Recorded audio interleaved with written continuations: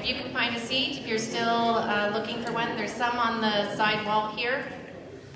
We're just going to start.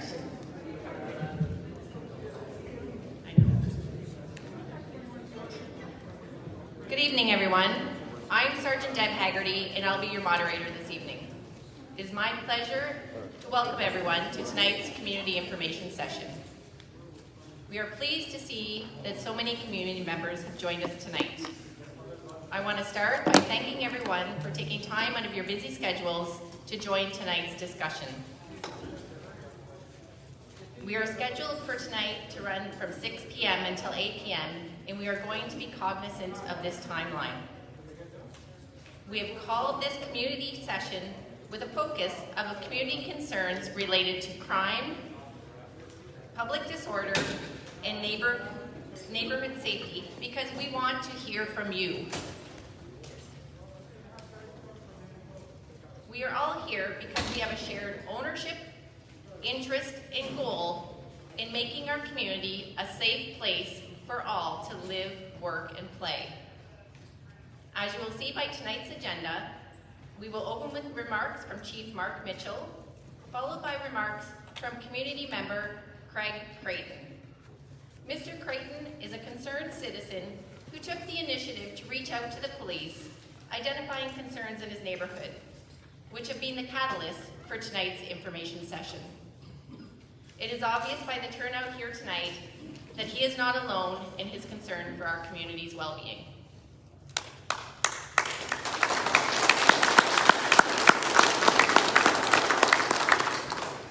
Following Mr. Creighton, we will hear from our elected representatives and representatives from our community organizations that make up our panel tonight.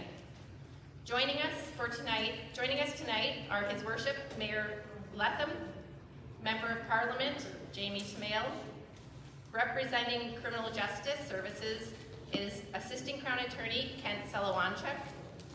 Representing the Ross Memorial Hospital Mental Health Program is Registered Nurse Sheila Caron. Representing Four Counties Addiction Services Team is Program Manager Allison Stagg. Kawartha Lakes Human Services Manager Rod Sutherland will be representing Kawartha Lakes Housing Services.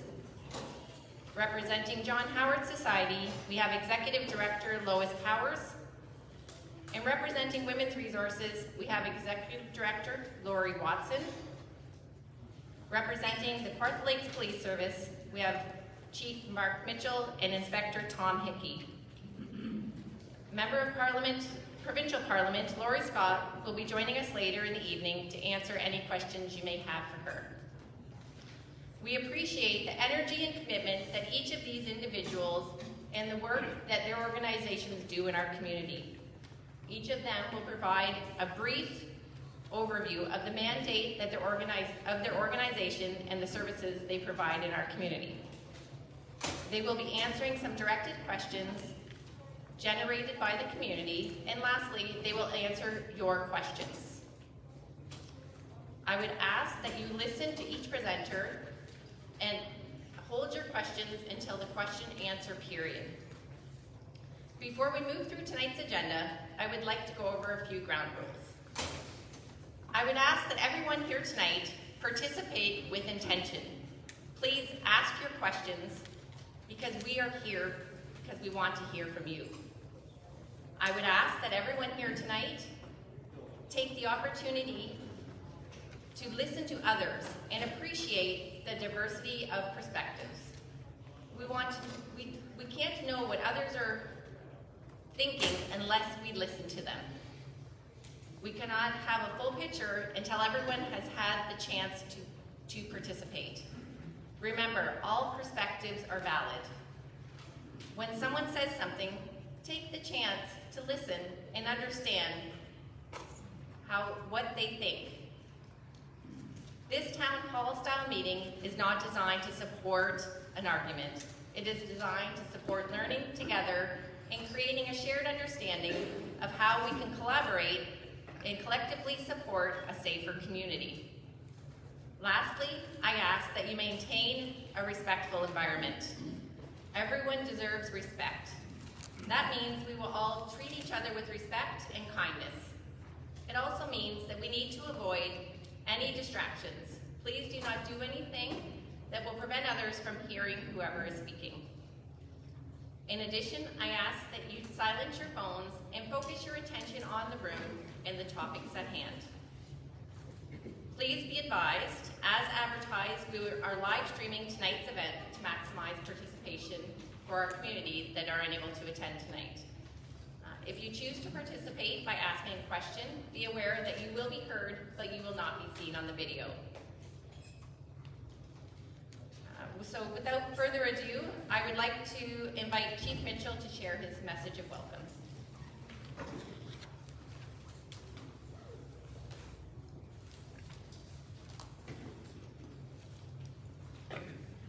Good evening. Thank you all for coming tonight. As Sergeant Haggerty stated, this event started out as a very small discussion and has evolved into this event here this evening that has brought you all out. And I think it speaks volumes about our community, that we have so many people that are engaged enough to be here tonight to talk about these concerns. So thank you. I also want to thank our panelists that are up here, Deb just introduced, because as we were planning out what this evening might look like, and I started reaching out to different people, without hesitation, they all agreed to participate. And I think they have a very positive message. I'm very, as Deb said, I think tonight is an opportunity for us to hear from you, and for you to hear from us. And my hope is at the end of the night that we will both learn from each other.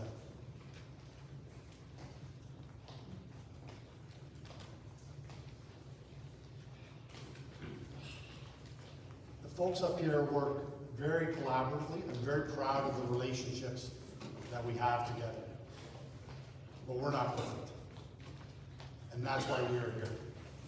We are here to listen to you, to the issues that we are facing. The problems in our community are not due to a lack of effort or a lack of care by anybody in this room. And I would just ask, as Deb said, keep that in mind as you speak to your experience or you ask your questions tonight. We're only going to achieve positive results if we all work constructively. We've never tried anything like this before locally. We have obviously our live audience. We're somewhat constrained due to COVID, and we're also trying to broadcast online. So I thank you for your patience as we work through this evening. We've received a lot of correspondence leading up to this event, and I've tried to read all of it. I know some people are frustrated and angry. I know some people are afraid to walk in their community. Some have even expressed that they're afraid in their own home. And you shouldn't have to feel that. I know that you're concerned about drugs and crime.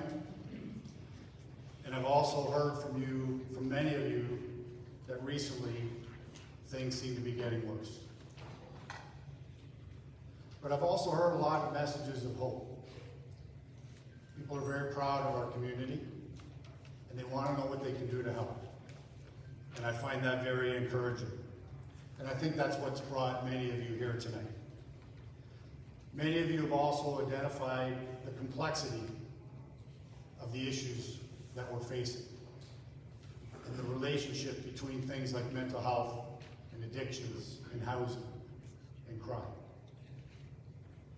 This has also been identified in the city's community safety and well-being plan, which is currently under development.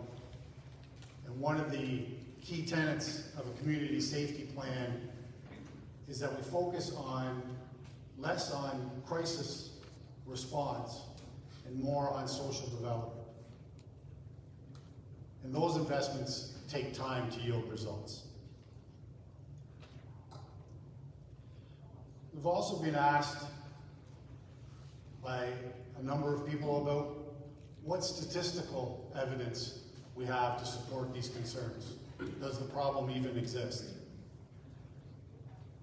If some of you read our local media, you may recall I reported recently on our crime severity index numbers.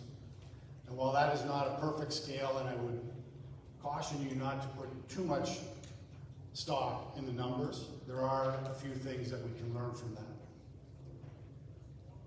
The first is that while trends across the country and across the province showed a decrease over the last year, largely attributed to the shutdowns of the pandemic, our numbers stayed relatively stable. While we had certainly a slowdown early on, we made up for it later in the year. While our index scores for overall and for violent crime are quite reasonable, we know that our property crime index scores are elevated. And a number of you have expressed those concerns. On the positive side, our clearance rates in all areas are very strong. And crimes do not get solved by the police alone. A lot of community assistance and support is required in that fight. What we're experiencing is no different than what's happening in a number of communities across our province and across our country. But we're here tonight for our community. And again, I thank you all for participating. We know that the spin-off effects of COVID and the opioid pandemic continue to create havoc in our community, and these are complex issues. But that's why we're here today. So what are we doing as your police service? I've heard that question phrased a few different ways over the last couple of days, with some language a little more colorful than others. The mayor is going to speak in a few minutes to some of the investments that we are making in staffing, so I won't delve too far into that. More police resources are going to be helpful. But we need to make sure that we put those resources in the right place, at the right time, and focused on the right thing. We are a growing community, and we want to make sure that our police service grows in a smart way to meet those needs.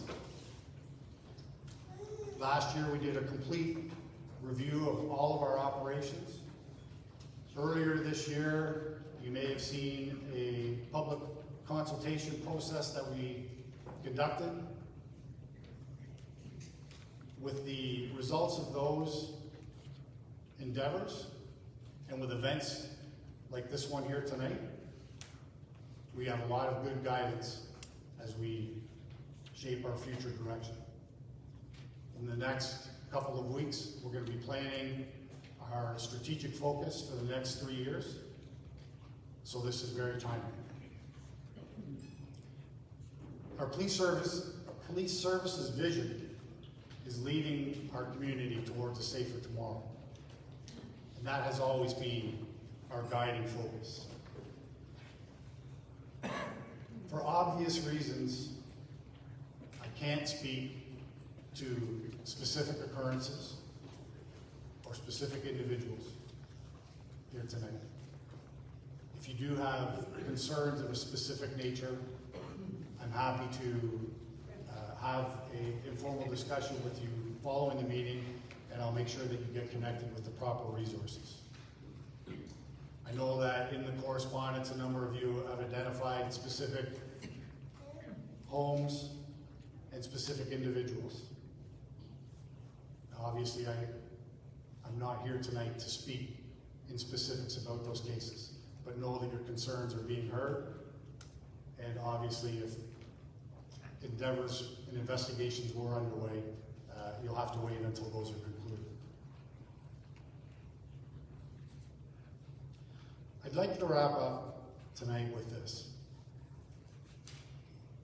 We know that there are bad people in our society, But just as often, there are people living in horrible circumstances that may lead them to do bad things.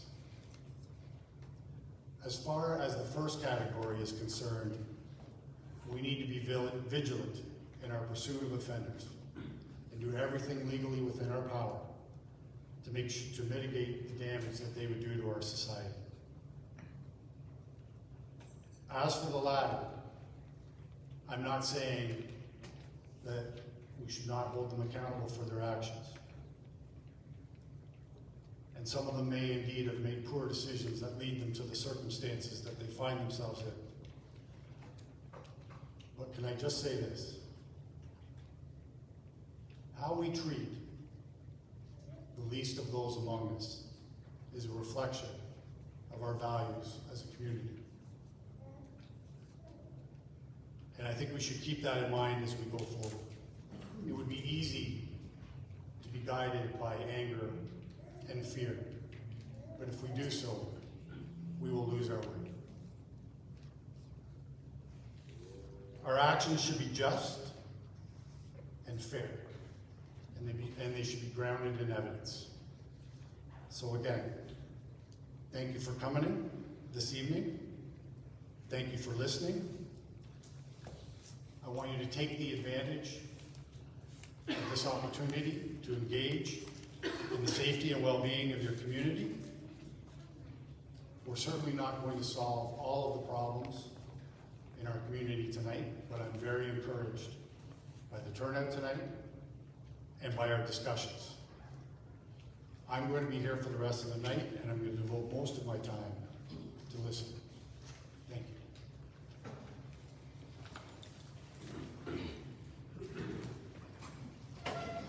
Thank you, Chief. Thanks for being a leader not only in our police service, but in our community, one that's willing to support, listen, and take action. And tonight's event is an obvious fact of that. I would now like to invite community member Mr. Craig Creighton to share his experiences that have caused him to reach out to the police, initiating the response that has led to tonight's event. Craig.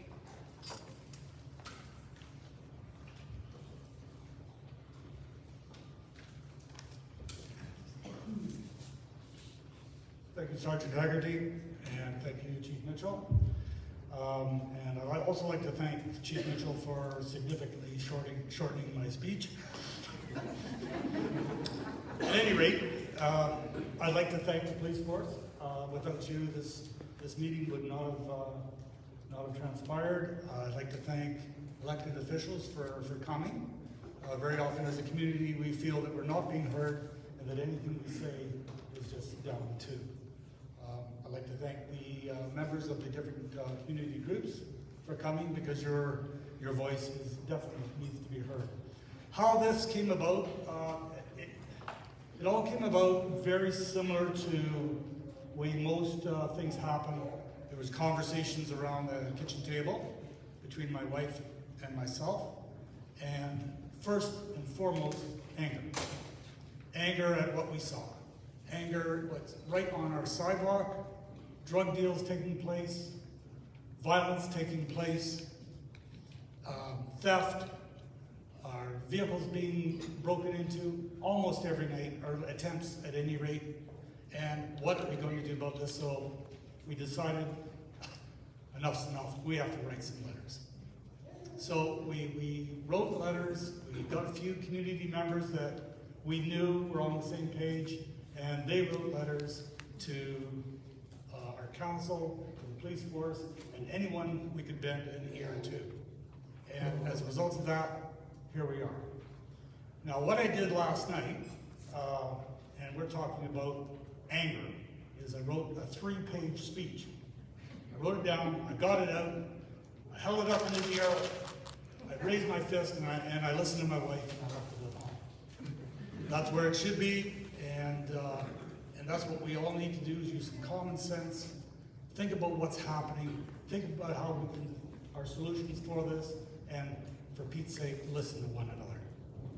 Because if we start fighting, you might as well be back on the sidewalk in front of our house. At any rate, that's basically it. Thank you very much for everyone for coming, and I appreciate you being here, and I really do look forward to hearing what you have to say. And for the most part, we need solutions. Thank you. Thank you, Greg.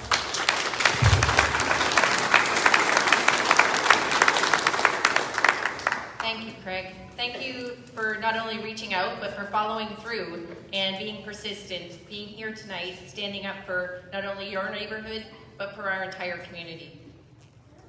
So next, I would invite Mayor Letham to say a few words.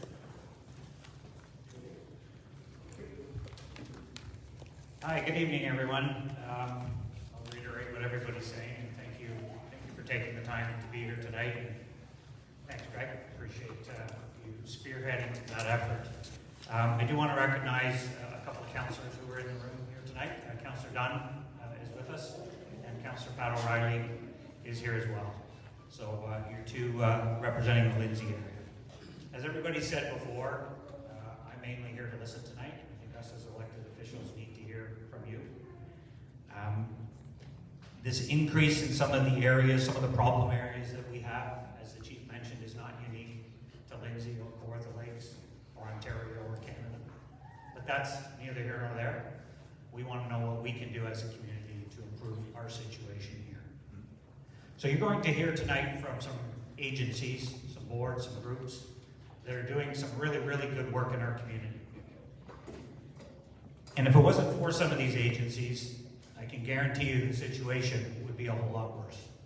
So keep that in mind. They're here to teach you a little bit about what they do in the community that you might not be aware of, and they're also here to listen to some of the concerns and areas where they might be able to improve what they need to work on.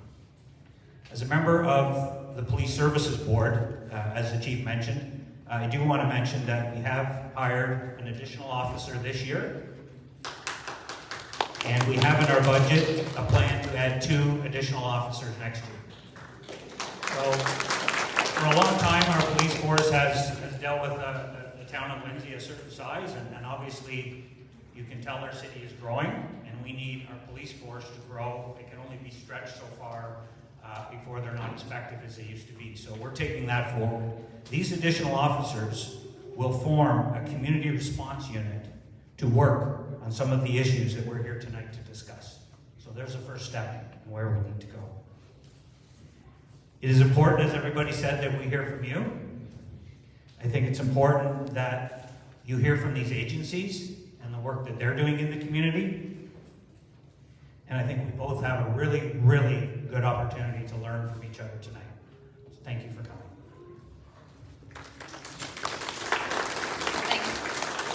Thank you, Mayor. Thank you for your leadership in the community, also on our Police Services Board, and for recognizing the funding required to run our service. I would now like to invite Member of Parliament, Jamie Smale, to say a few words.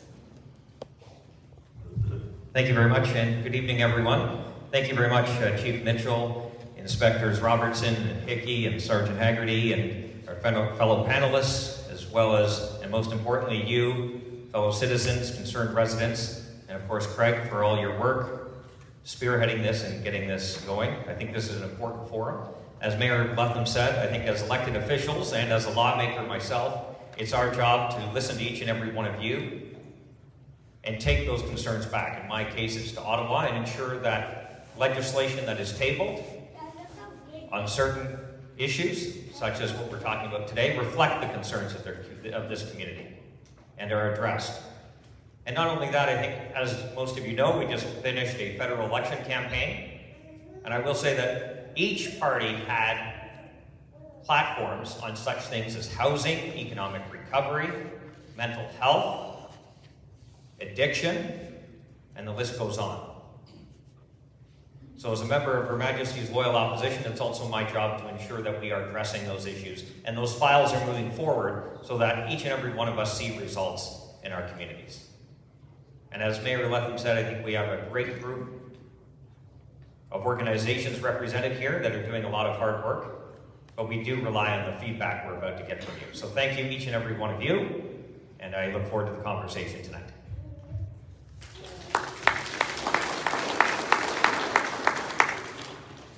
you, Mr. Smale, and thank you for being here and being willing to listen to our community concerns and taking them to a higher level on our behalf. I would now ask Assistant Crown Attorney Kent Salawancha to speak on behalf of the criminal justice system.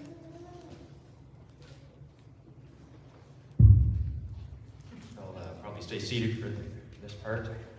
My name is Kent Salawancha. I'm actually, as of about a month ago, the Crown Attorney for the Sorry, sir. City of Kawartha Lakes and Alberta County. I work in an office with 4 other Assistant Crown Attorneys. We are prosecutors of criminal code offenses and some other statutes.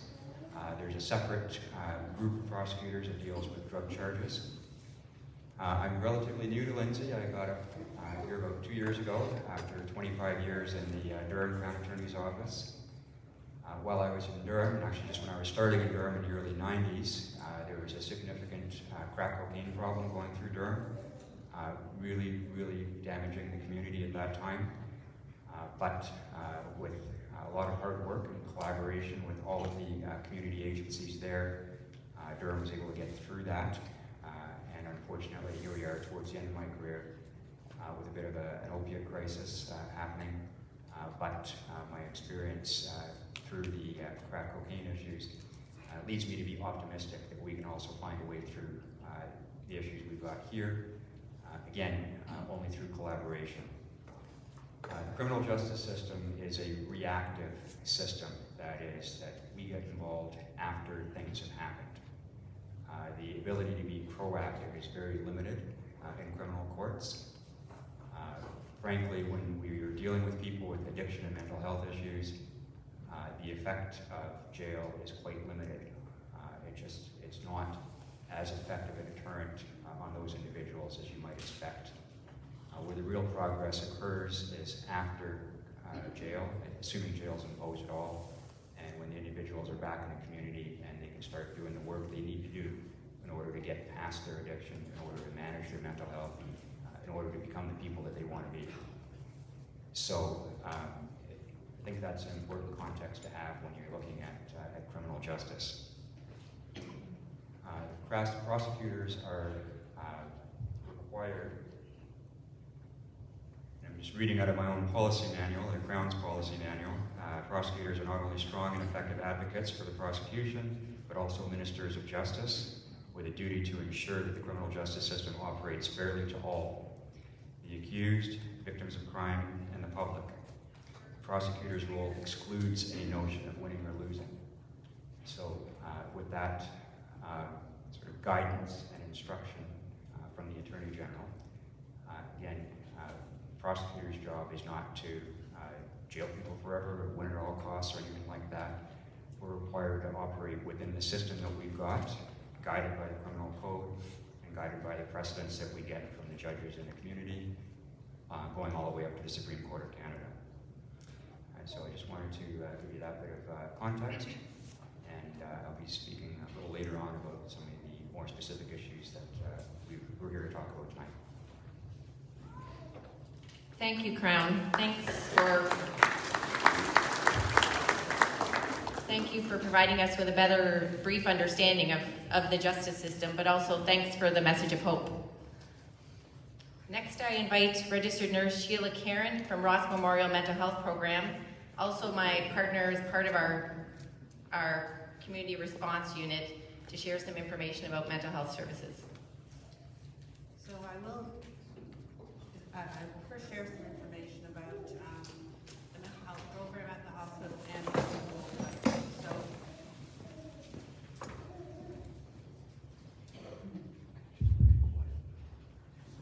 the mental health program at Ross Memorial consists of an inpatient program and an outpatient program.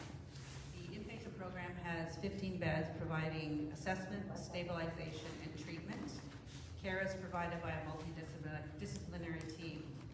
The outpatient program has a crisis nurse who works in the emergency department doing crisis assessments and who provides crisis support counseling on a short-term basis. The program also consists of psychiatry services, medication clinic, counseling, group therapy, and early psychosis intervention. Most recently, the mental health program partnered with Peterborough Regional Health Center and Forecast to offer a clinic that provides access to medication for drug and alcohol addiction. So far this year, our outpatient program has received over 1,700 referrals. Also part of the outpatient program is my role in the community response program. This program started as a partnership between Ross Memorial Hospital and the OPP in 2015, and in 2016 with the Kawartha Lakes Police Service. I am partnered with an officer from each service 2 days a week. The goal of the program is to respond to mental health crisis calls and to provide follow-up, support, and connection to resources to individuals who may be experiencing some difficulties with their mental health or who may be struggling with a stressful situation in their life. Referrals to the program are primarily generated by the police in the form of a brief mental health screening tool. We also get requests from other agencies or family members to offer assistance. The community response program typically reviews between 300 and 400 occurrences a year for each service. Thank you, Sheila. Thank you for making us aware of the numbers of people that are in our community that are struggling, and the fact that the Ross Memorial Hospital has such limited resources is another fact that I think we need to take away from tonight. I do want everyone to know our partnership with Ross Memorial Hospital and the Kawartha Lakes Police is an invaluable tool to our service, and we do appreciate their partnership. I now invite Allison Stagg, Program Manager from the local 4-county addiction services team, to speak about addiction supports in our community. Hi everyone. We are a part of the provincial addiction treatment system. We are a very small office, so I think one of the challenges that Lindsay faces is that we are an office of 2 counselors and 1 additional community withdrawal management specialist.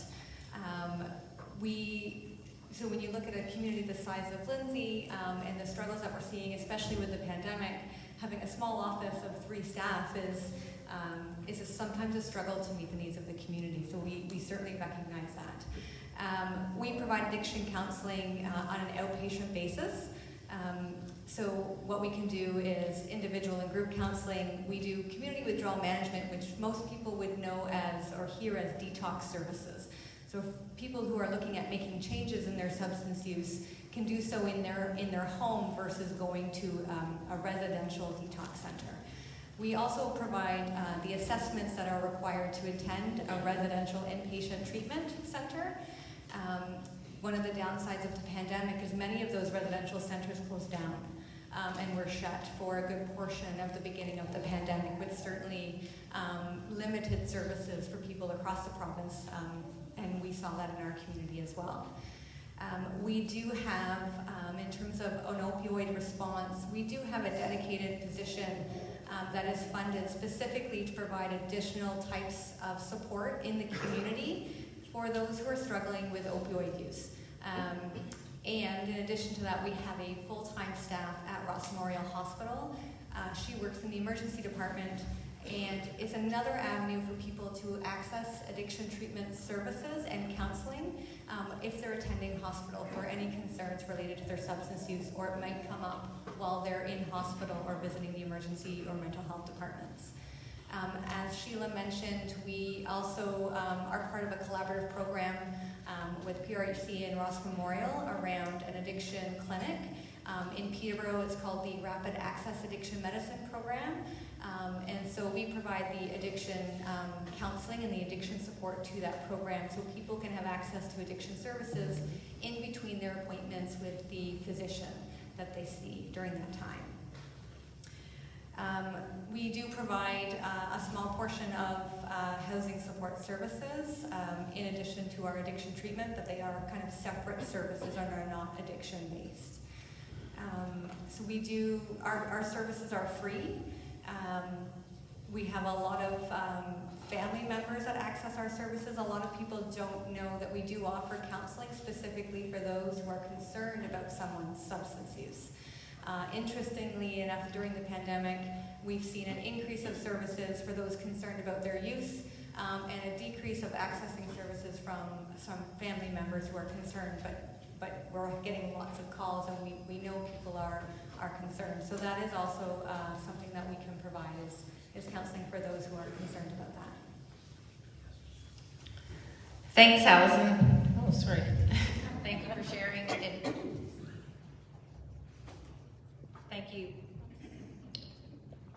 Thank you for sharing. Can everybody hear me still? Yeah, thanks. Thanks for sharing that message and for being part of the response to a crisis that reaches far beyond our community. Allison didn't mention, was a member of her staff, a community outreach nurse, works as part of our community response unit, and is out in the front lines with me as an officer, reaching out to the people that are in crisis, our community, and it's also an invaluable part of our team. I would now invite Lois Powers, Executive Director of John Howard Society, to provide us with some information in regards to her organization. Great, thank you very much. Good evening, everyone. I want to thank Chief Mitchell for organizing this tonight. I was so excited about coming here tonight because for me, it's really important that I hear about what's happening in the community so I can work with my staff to see how we can help. What are things that might be missing and some things that we could be doing more of or start doing some of. So it's just really important to be here tonight. An overview of the John Howard Society. We are a national community justice organization. We have approximately 19 offices in each province. Each province has a provincial office which conducts research on the best practices in service delivery and how to reduce crime.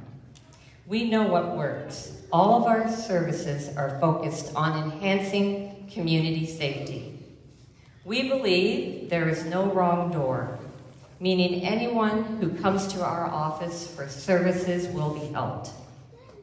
It was certainly apparent throughout the COVID pandemic when our staff were delivering food throughout the community to those in need. Here in the Kawartha Lakes in Haliburton, our team of 30 staff delivered 20 different programs in 6 different locations. We have been delivering services here for 40 years. To name a few of these programs, Caring Dads, Anger Management, Literacy, Pre-Employment, Life Skills, Harm Reduction, Institutional Visiting, Domestic Violence PAR Program, and Youth in Transition. We serve on average 2,000 people a year in this community. Many, but not all, of our programs are court mandated. We therefore work closely with the courts, probation, and police services. I want to point out here too, our website has just been updated, very user-friendly, so if you're wanting any more information about our services, to just definitely check that out. We try to do everything that we can to not have waiting lists. We really believe that people need to be served in the moment when they're needing the most help. I would like to take this time to highlight our youth programs because I don't think a lot of people are aware that we have youth services. We actually have a standalone office. Programs there focus on working with high-need youth, 17 and under, and their families. One of the programs is a school program for youth that have been expelled because they were experiencing significant life challenges in school. We have a multidisciplinary team that provides the counseling supports these youth require. There is a teacher in the classroom and our social worker as well. We want to do everything that we can to help these youth so that they don't enter the adult system. Because the amount of services that are available for youth and adult are quite different. So it's really important for us to do what we can to help these youth so they don't enter the adult system. Some challenges that we have had during COVID. One of the significant challenges we've experienced has been an increase in our domestic violence calls and our services. We've actually seen in half a year the total amount that we would see in a year. So we've seen double domestic violence incidents in our community. Now, this isn't something unique to this community. It's happening right across Canada, and certainly it's quite concerning. We've received no additional funding for the work that we're doing, and we'll continue to do this work. We will turn no one away. It's just too important. Second, of course, and what we're really concerned about here tonight, is the number of people that we're seeing in crisis, the opioid crisis, and the homeless crisis. We have certainly done everything that we can through crisis service to help these people. I have a couple of solutions tonight that I'm going to put forth through one of the questions that will be coming my way in a few minutes. But for now, I want to thank all of you for being here tonight. I think it's so important. And if there's anything that you hear about our programs that you'd like to know more about, or if you have ideas, or there's something you think we should be doing, don't hesitate to contact me directly. I love meeting people for coffee and talking about some of these issues. I think it's really important that we work together. So thank you very much.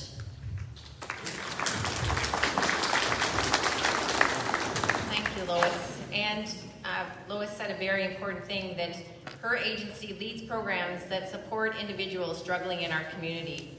It's important, if we are going to support someone, we need to support everyone involved to make our community safer for everyone. So thank you for being the leader of that organization. I would now invite Director of Human Services, Rod Sutherland, to share a message on behalf of the Kawartha Lakes Housing Services. Thank you. Good evening.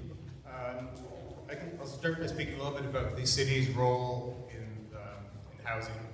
The Human Services Department includes housing services as well as social assistance and other programs.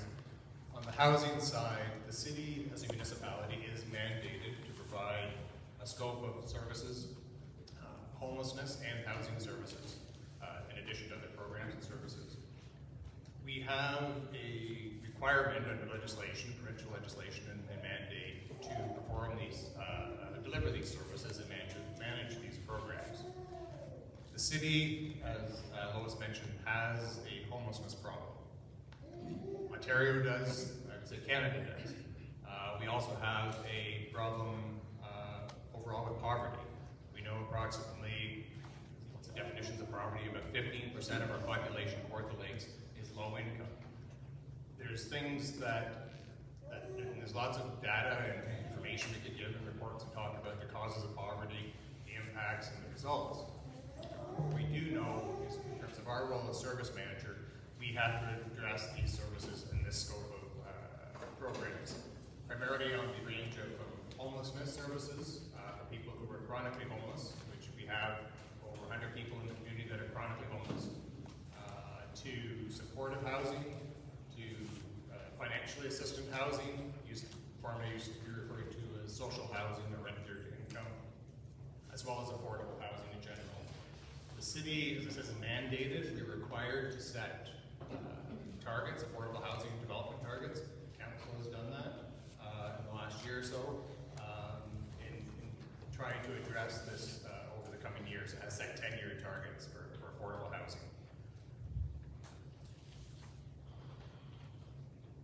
From the scope of services that, for all our programs, we develop based on evidence-based best practices, look at what is supported through evidence for models that work, approaches that work, and that is primarily what is driving the work that we do. We are limited, obviously, from looking at our wait lists on housing. There's an affordable or a wait list for financially assisted housing of over 2,300 in our area, over 1,900 just within Kawartha Lakes. We do know that the time it takes for somebody to be housed, it takes the wait list for somebody to be housed from that list is over 5 years. As the numbers are going up, it's closer to 7 years. So the range of supports to support people, and again, come back to living in poverty, has to ensure people have access to the most services and the most support we can give them and coordinate. We are not doing this absolutely not alone.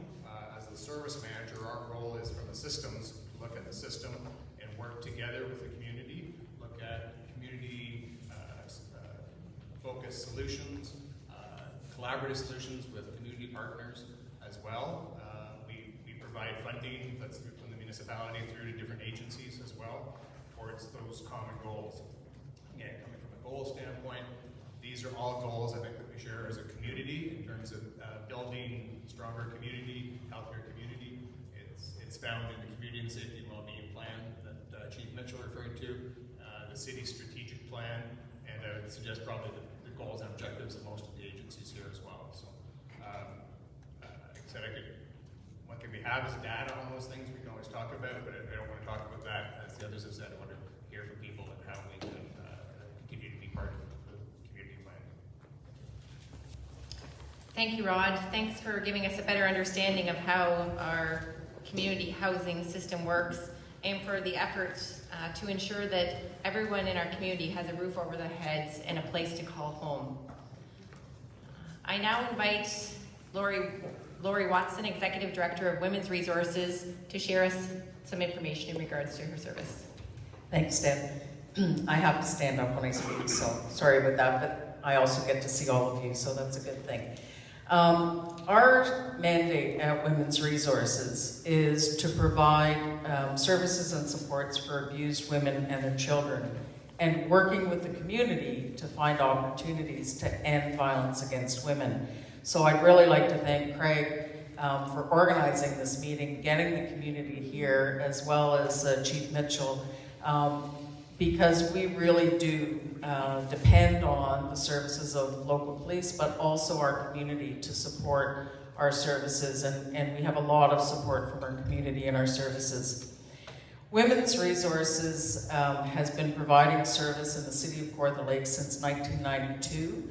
We run a range of services for abused women and their children, and we are specific to working with abused women and their children.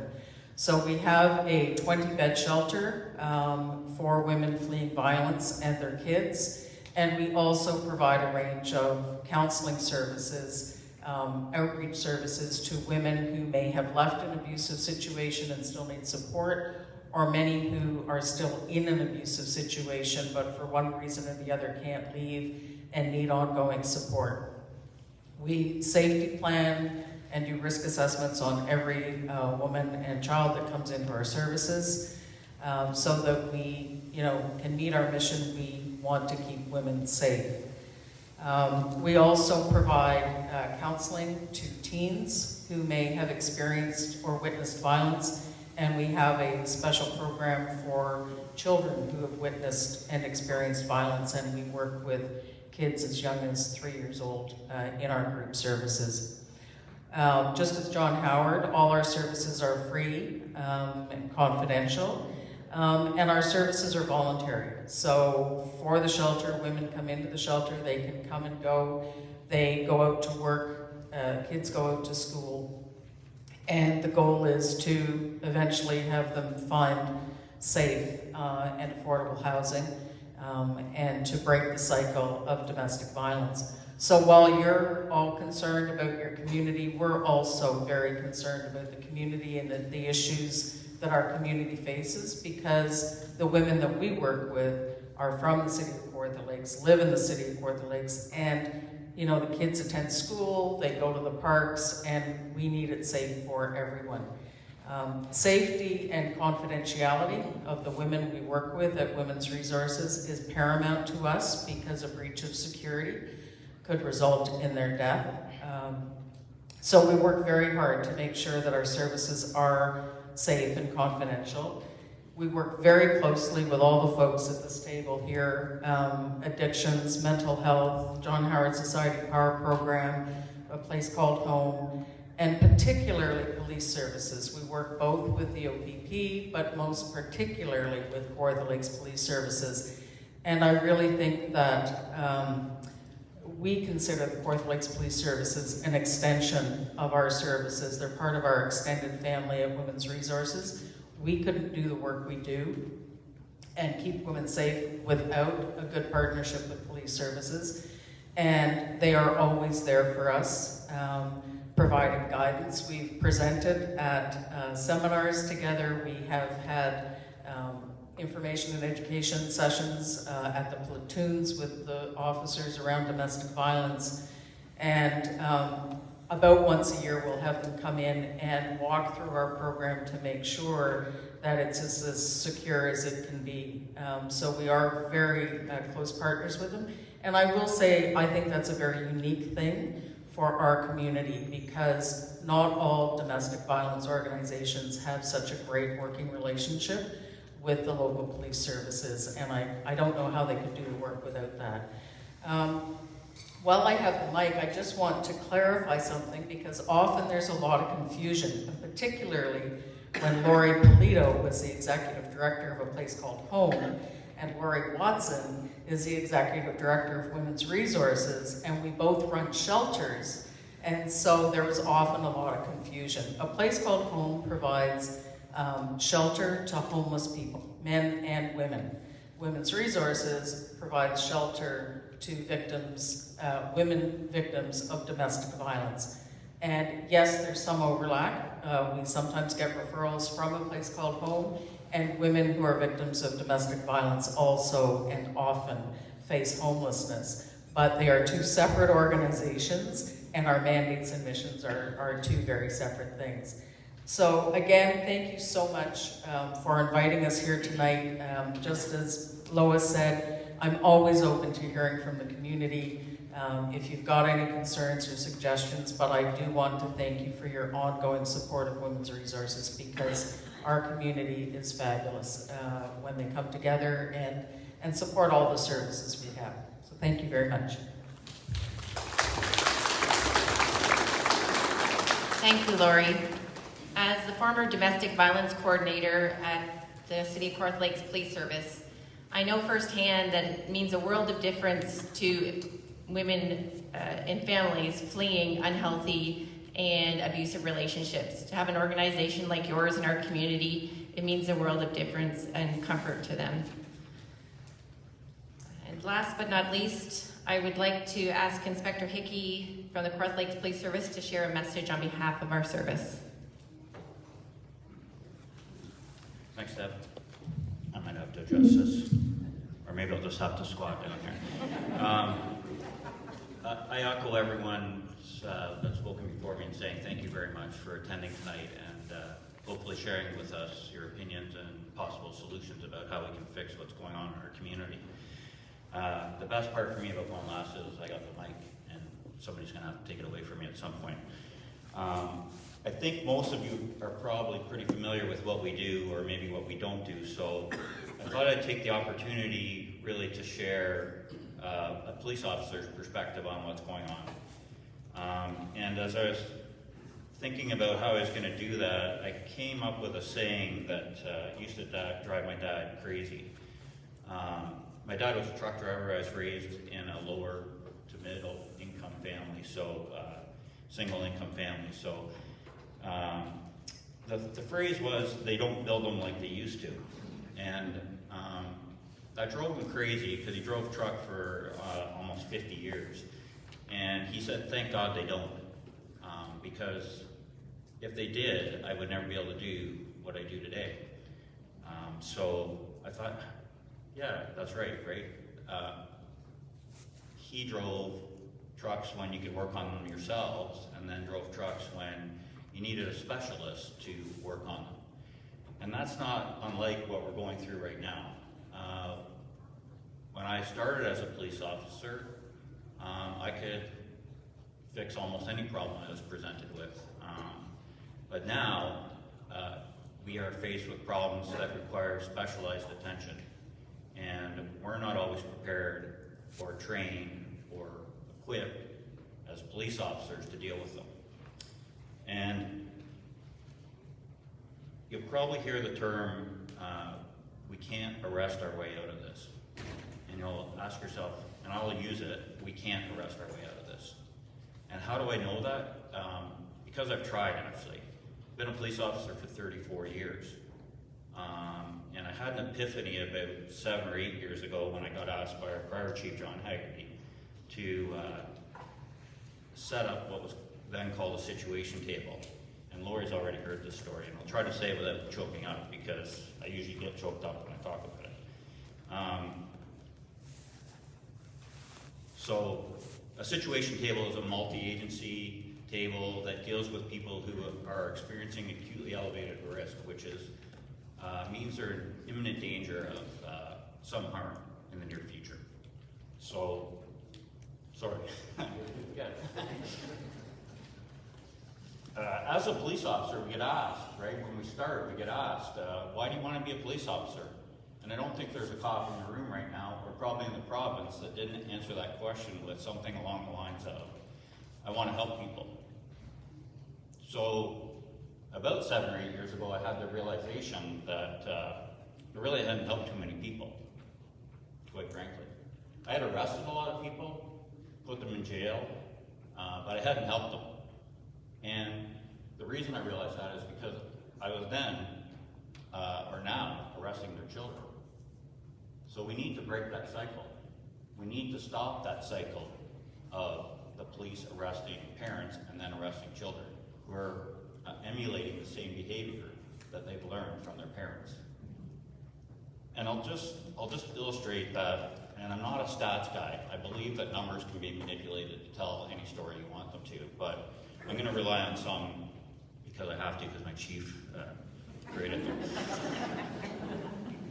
Just to illustrate what's going on in our community right now. Between 2020 and 2021, and we're not done in 2021 yet, we have seen a 43% increase in the amount of mental health calls that we respond to.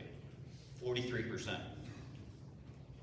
So out of those, we've raised our apprehension rate, and what that means is when there's people in crisis and the Mental Health Act gets invoked, we sometimes arrest them again, but with the goal of getting them help that they need by taking them to mental health crisis support. So 18% we've increased that number. We are making 18% more apprehensions than we have in the past compared to 2020.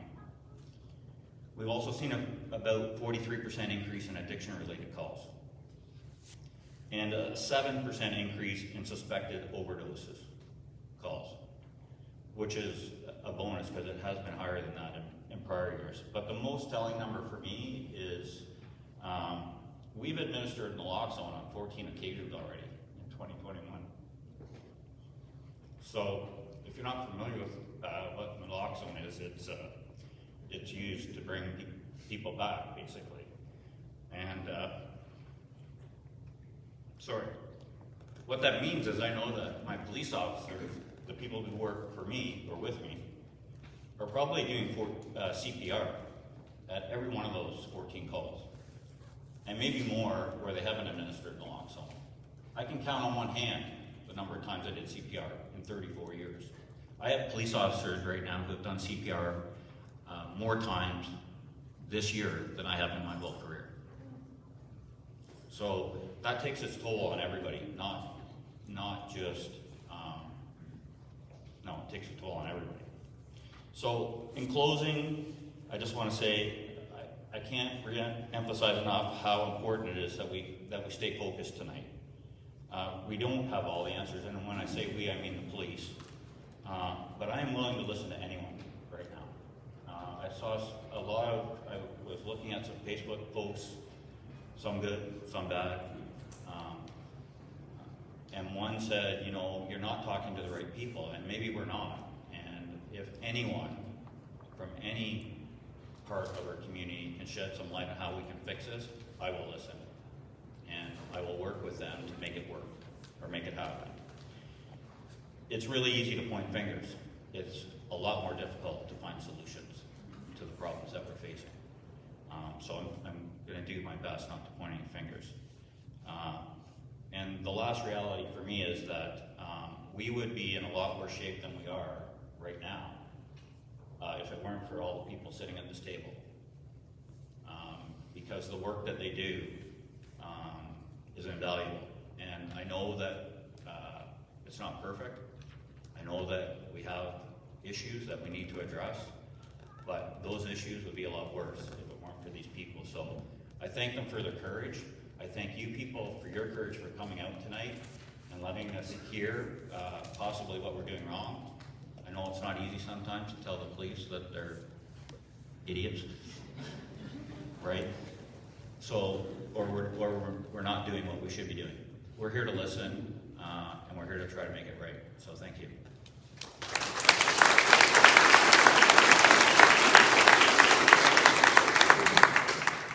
Thank you, Inspector, firstly for sharing the information about what our police service is facing every single day and humanizing it, really. Never apologize for getting emotional about what we do. Every day we are out on the streets and we are ultimately trying to help people, and I know that's why everybody's here tonight, so we're just going to continue to keep that in mind as we move forward.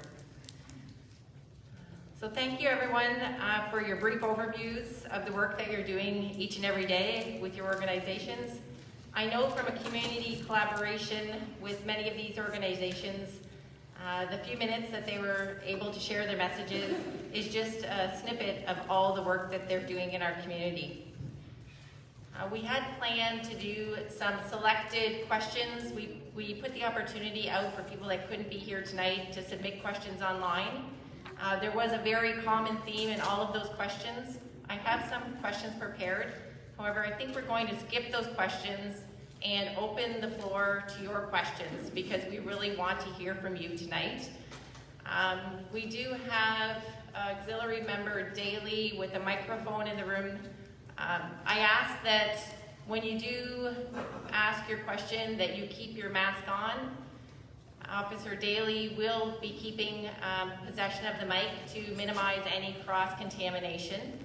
So if you do have a question, I encourage you to ask it. Like Inspector Hickey said and everyone else here, we are here to answer your questions and we want to provide as much information with you and learn from you tonight. So if you do have a question, I just ask you to raise your hand.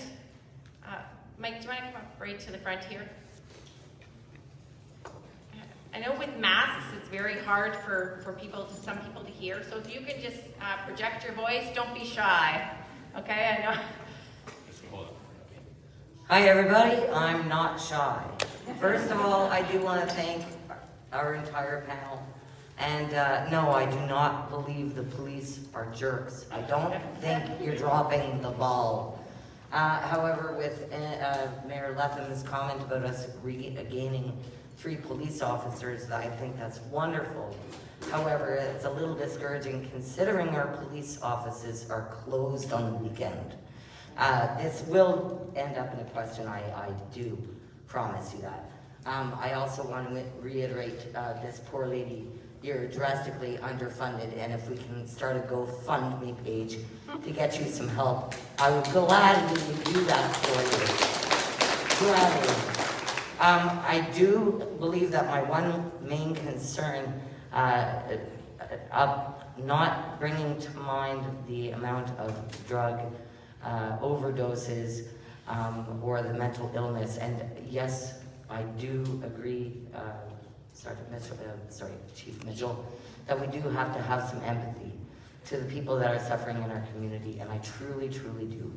But going back to our Crown Attorney, sir, I do find that when you say that there are problems keeping these people in prison and that the work is done when they're released from prison, I believe that the problem is that there's a difference between addicts and people with the lack of moral fiber.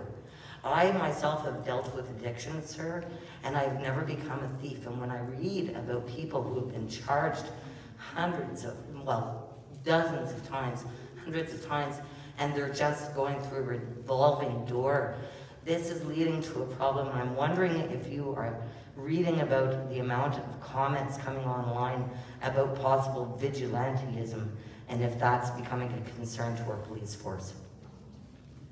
Thank you. That's a very good question, actually. If Crown, if you could answer a portion of that anyway about why is it that people are being arrested over and over again and aren't being held in jail?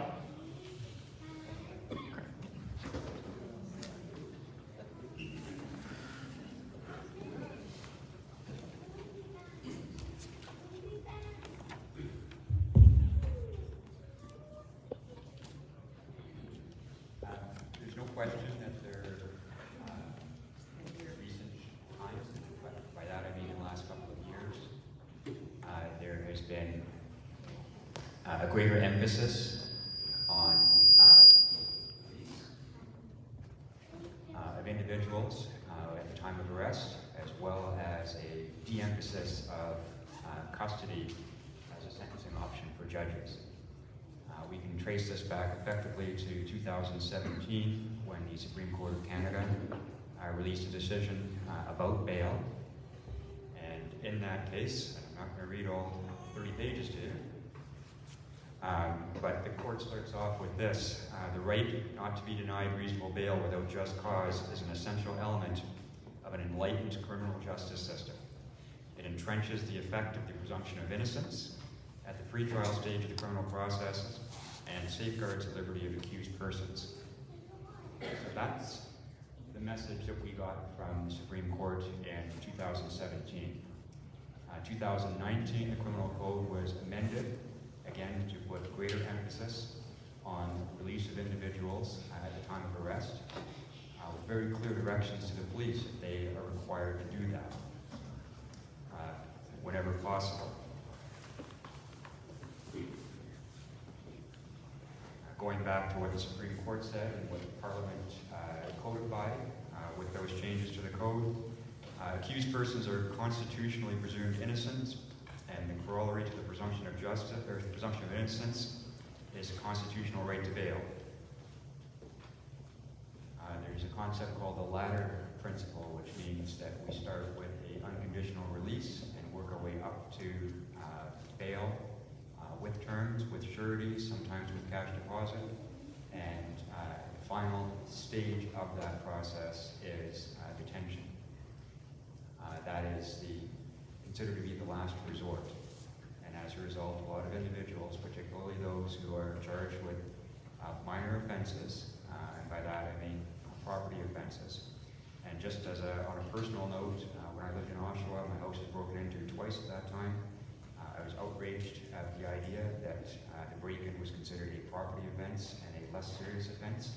But in the grand scheme of things, when we deal with offenses of profound violence in the community, yes, property offenses are considered on the lower end of the scale, no matter how much they may affect you in terms of the invasion of your privacy and the feeling of lost security. Like I said, I know that. I've been there. At the same time, our system is designed with an emphasis more on violent offenses than on property offenses. Each rung of the ladder must be considered individually and must be rejected before moving to more restrictive forms of release. It is an error of law for a justice or judge to order a more restrictive form of release without justifying a decision to reject a less onerous term. So like I said, that's the direction that we got from the Supreme Court in 2017. So that deals with bail. When it comes to sentencing, the criminal code includes this. An offender should not be deprived of liberty if less restrictive sanctions may be appropriate in the circumstances. All available sanctions other than imprisonment that are reasonable in the circumstances and consistent with the harm done to victims or to the community should be considered for all offenders. So bail at the beginning, sentencing at the end. In both cases, the direction, whether it's from Parliament or from the Supreme Court, are that we are to consider alternatives to jail. Now, why did I say things have changed more dramatically in the last couple of years?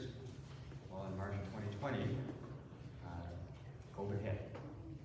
And at that time, there was a significant concern about the impact of the pandemic and the virus on the institutions, that is, the Central East Correctional Center. Everybody was expecting those jails to be effectively COVID bombs at the time. We are very, very fortunate that that didn't happen. Largely, I think, because of some of the measures that were taken at the institutions, but also, I think, because of the response to the criminal justice system at the time. So, yes, in bail court, there is even greater emphasis on ensuring release of individuals to avoid bringing the virus into the institution. At the sentencing stage, there's a recognition that the steps that the jail has had to take in order to keep everybody safe in the institution has had a very significant effect on those who are inside in terms of the loss of what little freedoms and privileges that they had while they're in jail. Those have been cut down significantly. As a result, judges who are handing out sentences are giving more credit for the time spent in custody before the sentence is imposed. They're lowering the sentences in order to take into account the fact that while the sentence is being served, it is a much tougher sentence. And yes, that means that some of the individuals who are of a concern in the community are being released from custody sooner, and they're having more opportunities to commit offenses. But the reason for that is not because they're not being warehoused in jail. The reason for that is because we haven't had the opportunity for the community services to make enough of a connection with them in order to get them off that path. Sorry to interrupt. Thank you, Crown. I'm just gonna, I think a lot of what you're saying, and I appreciate the lesson in law. I think a lot of us don't understand, a lot of people in the general public don't understand the way the justice system works. Even as a police officer, I have a hard time wrapping my brain around it after 25 years. I do appreciate the information that you've shared with us. I do think it goes hand in hand with what Inspector Hickey said earlier. We can't arrest our way out of a lot of the problems we're experiencing in our community. So I'm just going to move on from that question. I see there's a lot more questions, but before we do, I would like Inspector Hickey to just address. As a police officer, I heard a comment from in that message that our community is turning to vigilantism, which causes us great concern. Inspector Hickey, can you share a message with our community on how we can respond or how they can help us deal with individuals in the community that are continuing to offend?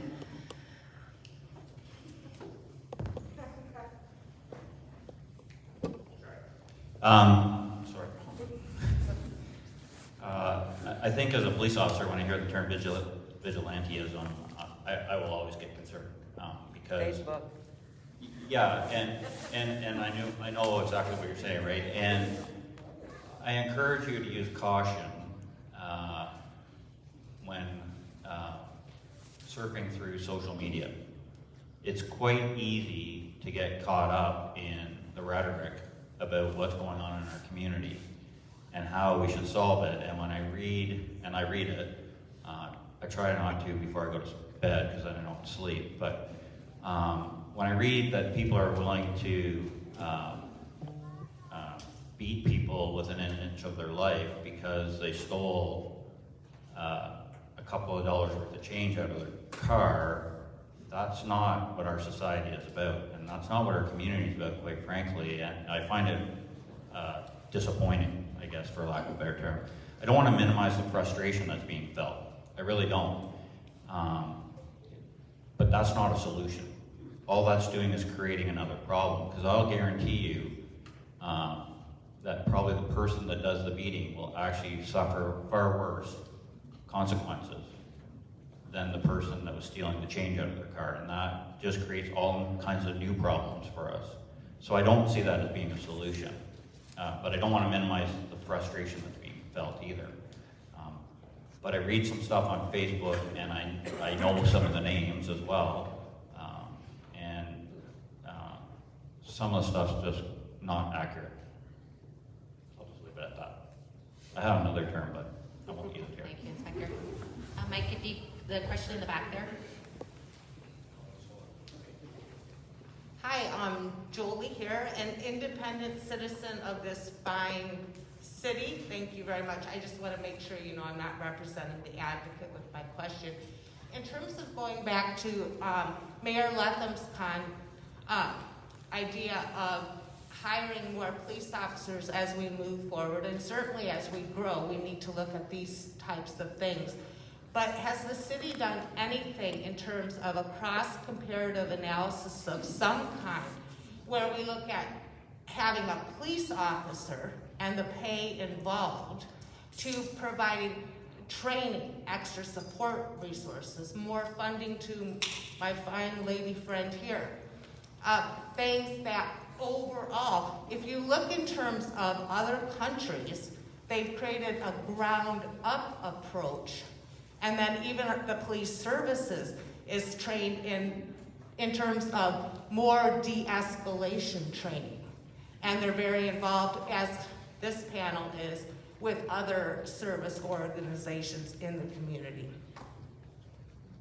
Thank you for the question. Maybe a little unfair for Mayor Lethem to try to answer that. If Chief Mitchell or Allison, between the two of you, if you could respond.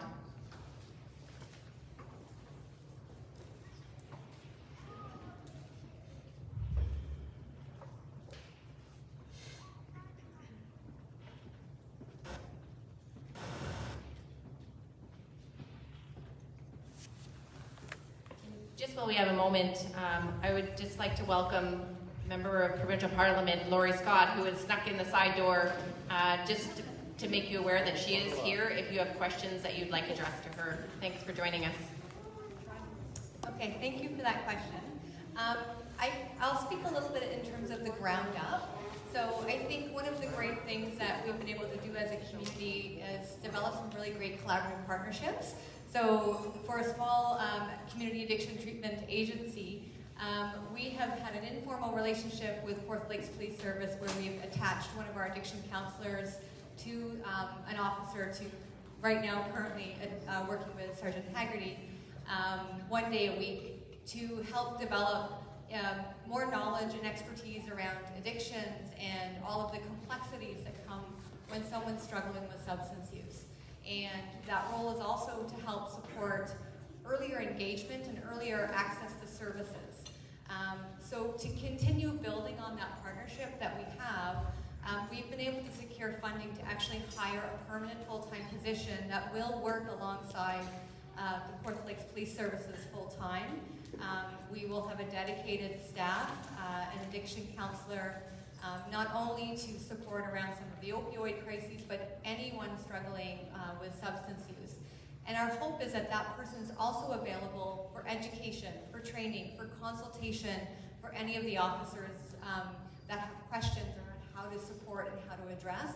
So that is one avenue that we're starting with in terms of some ground-up support and some on-the-ground work to be able to have the police and the addiction specialists work together jointly for the community and those that are struggling in our community. I'll just add to that real quick. Additional police officers, as you mentioned, I think is a natural thing when your community grows. So it's not necessarily when we talk about a per housing cost for police, and you see that per housing cost per police hasn't gone up in 10 years, you know that as the cost of policing goes up, that your police force is getting stretched more and more and more. So, we're putting forward a proposal in the budget for some extra officers. Not necessarily to go out and arrest more people, but to be part of what we're talking about here tonight, to be proactive, to be part of that community task force, that group that tries to get ahead of some of the issues that, that we're talking about, as opposed to the other end of it in the courts, which is the reactive end of it. So, when we talk about funding and having more funding for different agencies, you're bang on. A lot of that funding doesn't always come from the municipality. A lot of it flows from the province through our human services department to the different agencies. A lot of these different groups get funding from different levels of government in different ways. Community donations, a lot of them run on different ways that they run. So we're all in this together. We as a municipality need to do better funding-wise, but we need to be able to afford it. But we need to work with the province, the federal government, all levels of government if we're going to make a difference. This isn't unique to one level of government. We all need to attack. We need to attack this problem from the top down, government-wise, and that's when we're going to start to get a handle on it, I think, by getting more money to some of these groups out here that you can hear are doing some good work in the community. Thank you, Mayor. I believe the Chief is just wanting to expand on what Allison had to say about the exciting stuff that's happening in our community. Exciting in the sense that we're moving forward with some very specific direction. Chief.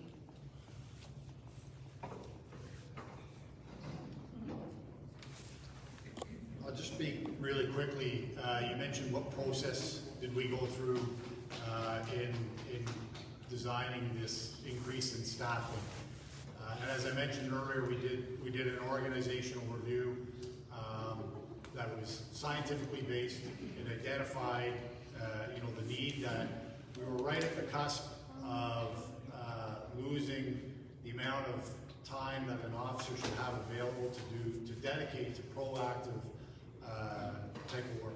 And the other thing that we did when we did our community survey and our stakeholder sessions, we asked people specifically, what do you want us to do in our community? Do you want us in the schools? Do you want us doing work dealing with mental health and in addictions? And the answer was resoundingly yes. We want you to be involved in all of those things. So that's the impetus for some of those increases in staffing. But as I said in my opening comments, we want to make sure that we grow in a smart and intelligent way. And that's why we're investing in our community response unit. As Allison mentioned, we're bringing a partnership with a forecast worker involved. And our role in that is to get them into the places and into the situations that they might not get to by themselves, either for safety concerns or because they need our connections. So, and yes, those folks are going to be specially trained, but they're not going to be as well trained as a forecast worker or as a mental health nurse. But it's a great partnership, and we want to make sure that we get them to where they're needed the most. Thanks, Chief. I do see many people with their hands up. I've noted you, and I will come back to you. Don't worry. Mike, can we have your question? Great. Well, thank you. First, I'd like to thank everyone on the panel here for being here. I've had the pleasure of working with so many of you over the years, so I really appreciate you taking your time to be here tonight. Jolie, you teed me up perfectly for my question, so this is great. My question is directed specifically to our elected officials in regards to funding. Allison, you were one of my teachers in college, and I know that your agency is severely underfunded. So my question to our elected officials is, how can we ensure that we're getting funding directed to the needs of our community and ensuring that it comes to this community and then, therefore to the correct agencies such as RMH and their mental health, such as Forecast, Women's Resources, John Howard. So my question is to Lori and Jamie specifically, and if you guys can help us, whether it's stuff that us as a community member need to do we need to write letters? Do we need to lobby to our elected officials? What do we need to do to ensure that money gets to where it needs to go so we can begin to support these agencies who are supporting the people that need it the most?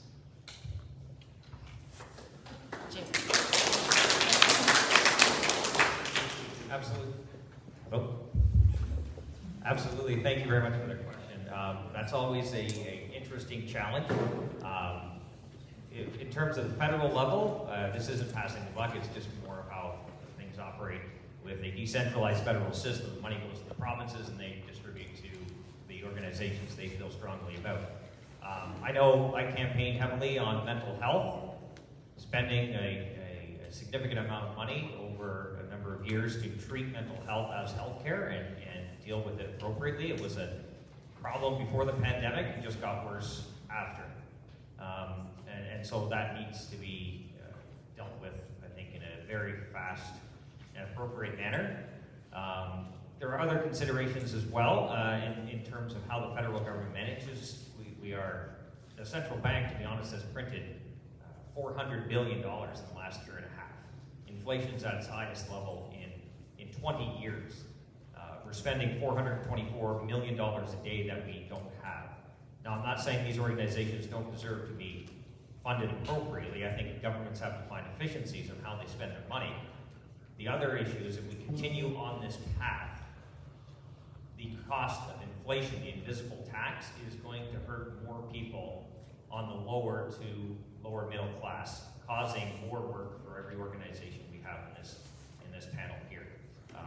So I think the governments need to continually evaluate where these limited dollars are going and how they're being used, and so that they are getting on the ground. And not necessarily just hiring more middle managers, right? Putting the dollars to the on the ground service delivery level. We don't need more paper pushers in Ottawa. We need more people on the ground delivering services to the people who need them. Thank you, Jamie.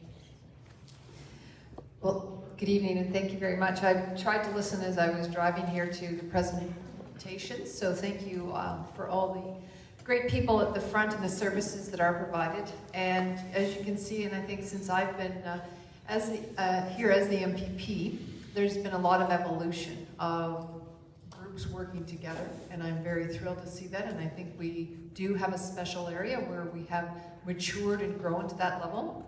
No question, money is always a problem to a certain extent. I know more money has flowed, especially since the pandemic, for mental health supports. Overall, there's a large number, $3.8 billion for the roadmap to wellness. And yes, community groups, police organizations do apply, and I advocate locally for those applications that are put forward. Jamie is correct in what he says too. I mean, the provinces do ask the federal government for more transfers of dollars, the bank, to give the provinces more money to distribute. That's why we're partially here tonight, is to see how we are reacting as a community. Are we adapting to the needs? There has been money flowed. I can give you figures, and Sheila in the left can say we need more money, and she's right. For mental health funding, I know there's the Canadian Mental Health Association has got a fair bit of dollars from Peterborough, Kawartha Lakes area that they service. Forecast is here. I don't need to run down the list, but with the police, their integration with mental health services, I know we've had different funding models. There's absolutely more to be done, and more, we need money to flow in the right direction, and we need to continue that evaluation.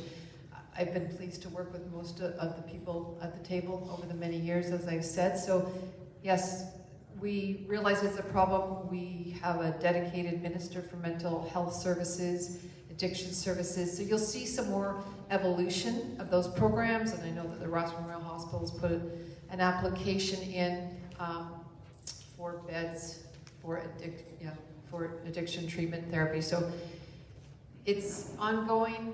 We're here to help. We're trying to, in many ways, with training, getting people back on their feet, getting them to be, citizens that want to be involved in their communities, but they just need that extra bit of help. So it's a continuum, and I probably should stop talking. So thanks for that opportunity. Thank you. And we do all know that the government is stretched, and we all want a piece of that money. We just need to trust that our elected officials are going to be advocating for us, and we can appreciate that they're here tonight hearing everything we have to say, so they know what to take back to their governments. I had a question right at the back, Mike. It's actually not a question, but a comment. I'm a newbie in Lindsay. I just moved a little over 4 months ago. And the two buzzwords I've heard are intention and empathy. And looking at the room here, I can see that the intention is in the right direction. And empathy, I think we all have, and then the situation creates another sense, even though we have empathy within ourselves. Thank you, Craig, for bringing this together. Thank you to the police department and all the panel here. My name is Zarina, and I moved here in May. And I am a proud Lindsayite, if I may call myself that. Because of the experience I've had in the last 4 months in this beautiful town, I moved here with my children and my son-in-law and my husband. And I am so happy to have moved here. That's all I have to say. And just looking at the people here, I am encouraged to live here in Lindsay. I've moved from Toronto. And just to know that people are getting together to solve problems, to make this wonderful, beautiful town even better, I'm happy here. Thank you very much. Thank you. Thank you, and welcome to Lindsay, and you are officially a Lindsayite. You know where to find us if you ever need us. Just Craig. Okay. Do you mind if I stand? I have a few comments based on what we see, because we have eyes and we're right in the center of a lot of the problems. I'm going to talk on what we hear, because our group, we ask questions. And we ask questions of individuals at that level. What I believe, and Mayor Leffin can talk to this, I believe that a lot of our homes in the downtown core have become rooming homes, whereas a good proportion of people are filling a house unrelated. And that creates a problem, because what we see is a steady line of traffic from these houses. No one has that many friends. No one. It's called dealing drugs. We know what it is, okay? What we hear, and our good Crown Attorney can speak to this, or our addiction, I'm sorry for names, because I'm listening, not remembering names. We hear that a lot of the people coming into these rooming houses are the criminal element from the jail. We've seen it, I've asked, and it is true. Now, my question regarding Central East is, how much help are these people getting prior to being released with mental health, drug addiction, and being reintroduced into our neighborhoods, right in front of our faces? We see strangers every day that are not from Lindsay. I live here. I know who belongs here. And there are people that do not belong. And they're living in these homes, and they're exchanging drugs. What's happening in the jail?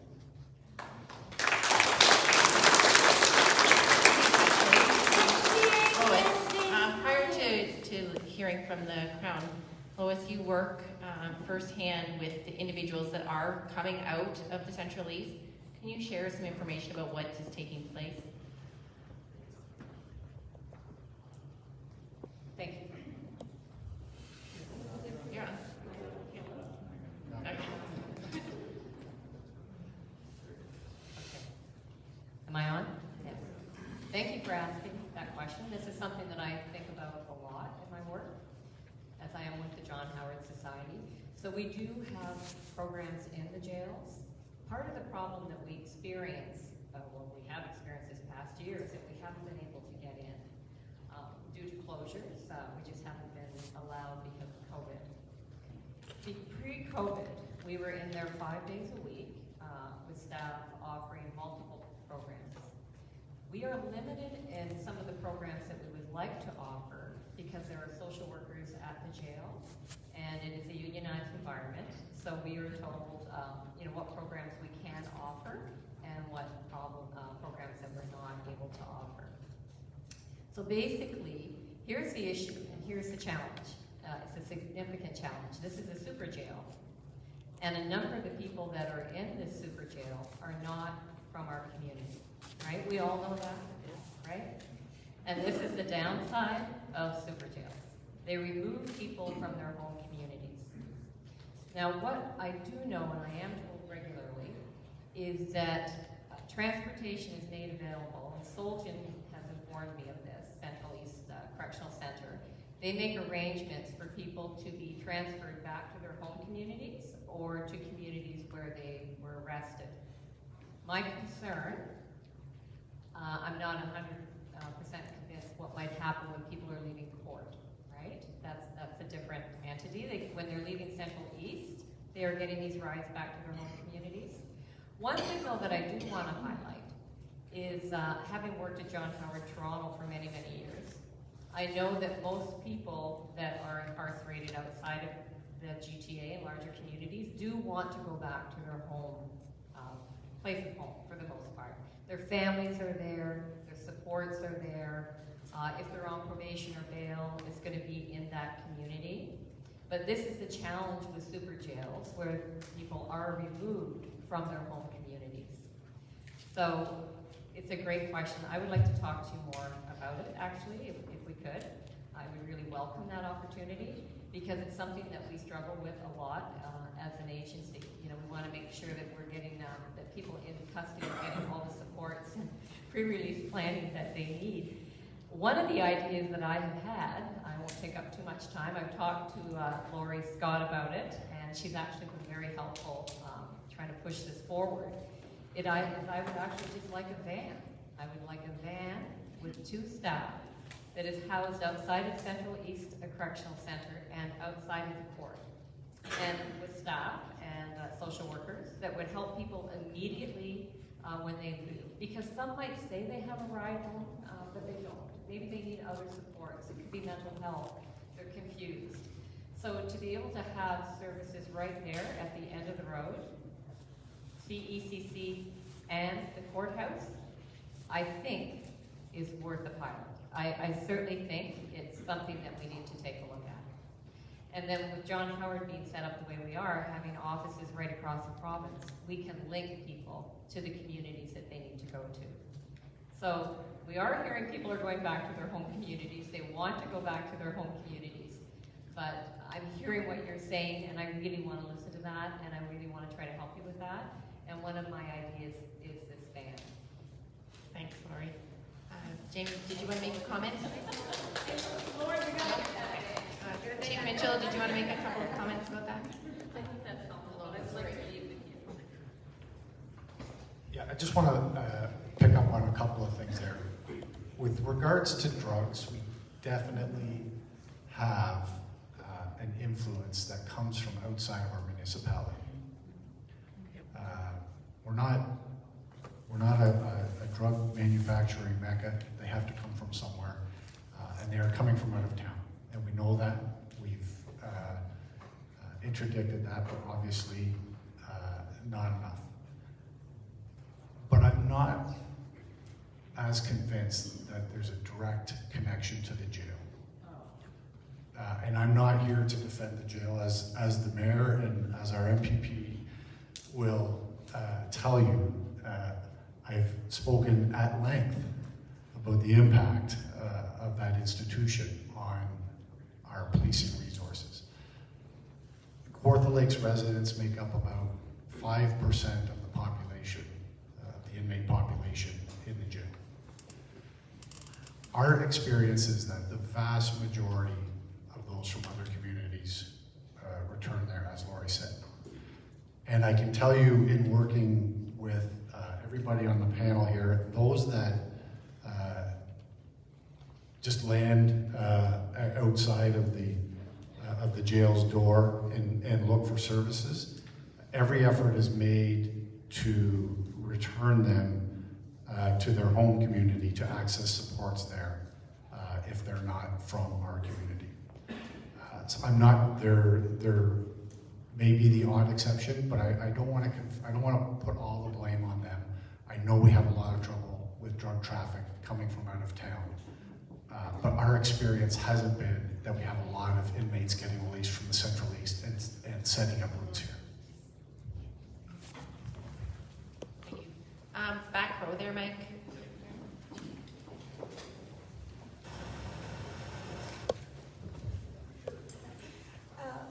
My name is Mireille, and I want to congratulate all of you, all the different entities. You seem to be doing a really great job.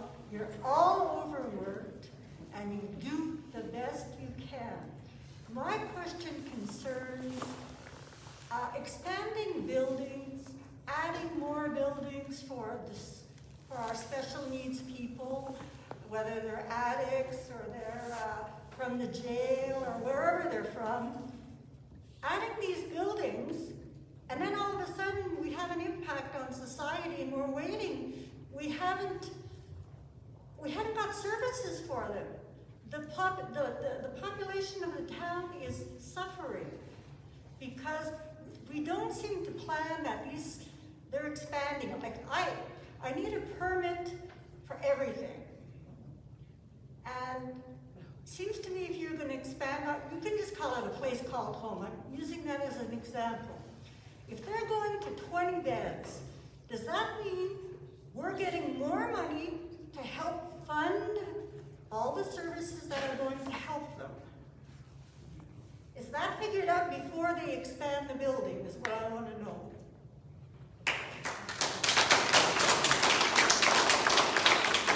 Anyone on the panel that wants to answer? There's a lot of information there. Rod? Thanks, I can speak to some of that. From a building standpoint, I'll say, if the example is 68 Lindsay Street, for example. The people that were housed in that building, as with other, are all from this community. They were here previously, they lived here previously. They're experiencing the same issues prior to moving in there. So it's not creating, I'm not sure if that's what you're saying, creating a building and then attracting people with various issues to the community. There are people that are here now, they're experiencing the same issues here. If you have a site like that or other facilities is based on providing coordinating service and supports to people, providing supportive housing and needed supports. Place called home, I can't speak to specifically, but I believe place called home is currently 19 beds. The new facility is, if it's 20 beds, that's an increase of 1 actual bed based on the design. It's not in addition to their existing shelter facility. Anyone else who would like to make a comment in relation to the housing situation?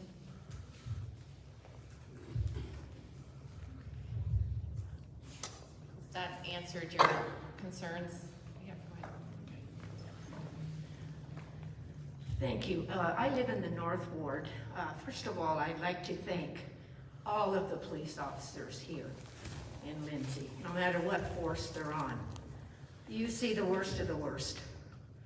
You hear the worst of the worst, and you're given the lowest comments of all. You're never thanked hardly. And so I want to thank you from my heart, and I think everybody else here would agree with me.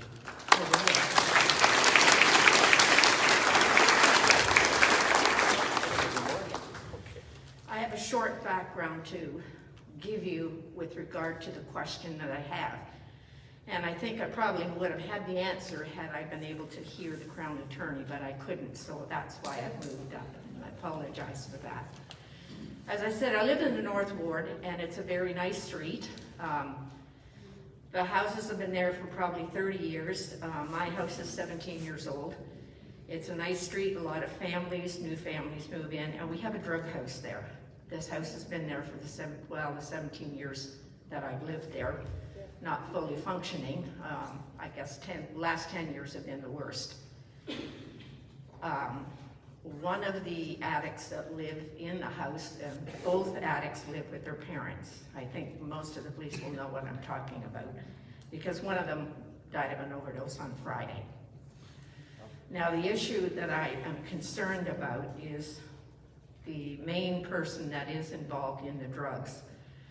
He has 3 drug charges, he has a weapons charge, and he's out on bail constantly. And I know you probably would have referred to that, but I apologize, I did not hear everything that you said. They're dealing out of this house, they're using in that house, and the biggest fear I have is for the neighbor next door. She's a senior citizen, mid-80s, does not walk very well, has to use a walker. Twice now, the addicts have gone to her house. One actually opened the door and walked in at 10 o'clock at night. The second one was banging on her door constantly, and it frightened her.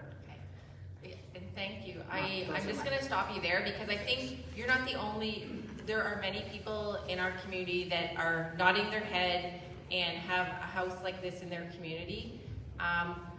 Maybe after the Crown could address some of your concerns about individuals being released. I don't think our friend in the back got a complete fair answer in relation to your concerns about individuals suffering with drug addiction in our community. Rod had a good answer about, you know what, these individuals have been living in our community. Many of them were born here, they're raised here. The fact about where they live, whether it's in your community, in that building, isn't necessarily the issue. It's how are we going to support them? And maybe Allison can speak to that a little bit more. Okay, can you hear me? So we do provide the housing side of forecast. We do provide services to support people in homelessness recovery. So we have had some discussion around 68 Lindsay. There are some really great programs and some great work that the city has done and North Lakes Housing has done in terms of being able to provide housing stock for people who have born and raised in this community who are chronically homeless. And I think it was mentioned earlier, we have over 100 people who are born and raised here who are chronically homeless in this community. So without housing, we can't solve that problem. So I do think that North Lakes Housing Corporation has done a fantastic job of being able to provide housing stock where other municipalities have not gone in that direction in terms of financially assisted housing for those who are struggling with homelessness.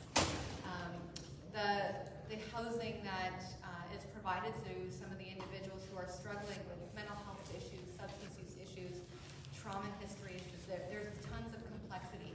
Those are housing units and individuals that are supported, but in a collaborative approach.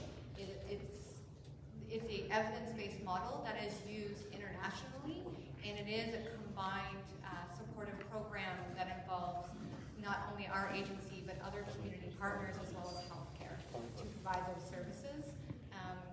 So that is the goal, is to be able to, if we're housing individuals with complex needs, is to also have supports aligned to help them in their recovery from homelessness. Hopefully that answered your question. Thank you, Allison. Inspector, I think there's a question beside you. Yep, thank you. My name's Al Hussey. I'm not a newbie in this town. We've got about 4 generations from my grandparents right down to my son. Growing up in this town, we've been proud of this town. Everybody in our generation, everybody in this room talks about how proud we are of this town and the room when it's full. I hear all the comments about the drug addicts and mental illness or whatever, and we feel for those people. But I think people got to realize that from our side of the room here, people got to start feeling for us. Like, we've got businesses in town, we've got young families.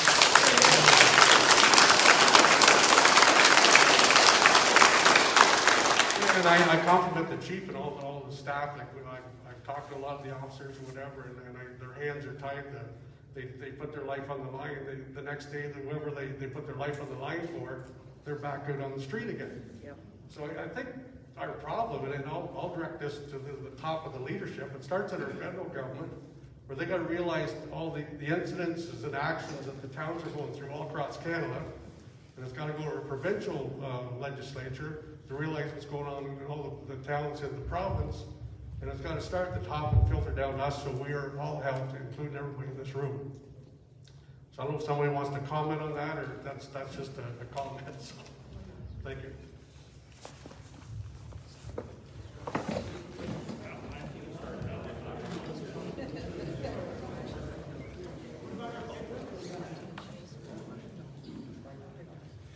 Did you want me to go ahead, Jamie? Yeah, if you would start. Okay, perfect. Thank you for that question, and I think my answer might also address the constituent from the North Ward. Also campaigned on more compassion and attention to the victims of crime, which I think are often ignored. I think that's what is being mentioned here. What my friend from the Crown Attorney was mentioning earlier was the change in legislation that happened in the House of Commons in Ottawa, specifically Bill C-75. that happened. And I think that's C-75. So basically, it watered down a number of penalties for over 100 serious crimes, including gang rape, using date rape drugs, benefiting from human trafficking, and impaired driving causing bodily harm. So when my friend the Crown Attorney mentions that the change in the justice system into letting people, or rather from less on the jail time, more on the community services time, I make the distinction between those that are repeat dangerous offenders that don't want help, don't refuse help to the organizations here at the table, and those individuals who slip once. It might happen once, accidentally. So I think when the government, which I voted against Bill C-75, made those changes, it was wrong. It had a trickle-down effect, because at the end of the day, the lawmakers make the laws, and the police officers have the book, they do their thing, the justice system does their thing, and they're all bound to what the legislators, the lawmakers, do. So I think on my part, I think we're all hearing, we do need to do a better job in ensuring that those who are violent, repeat offenders, who refuse harm, that continue to go back into our society, in my opinion, are kept out of society. But also, it can't be great for the morale of the police officers. It can't be great for the morale of the Crown Attorneys. And this is presuming guilt, of course.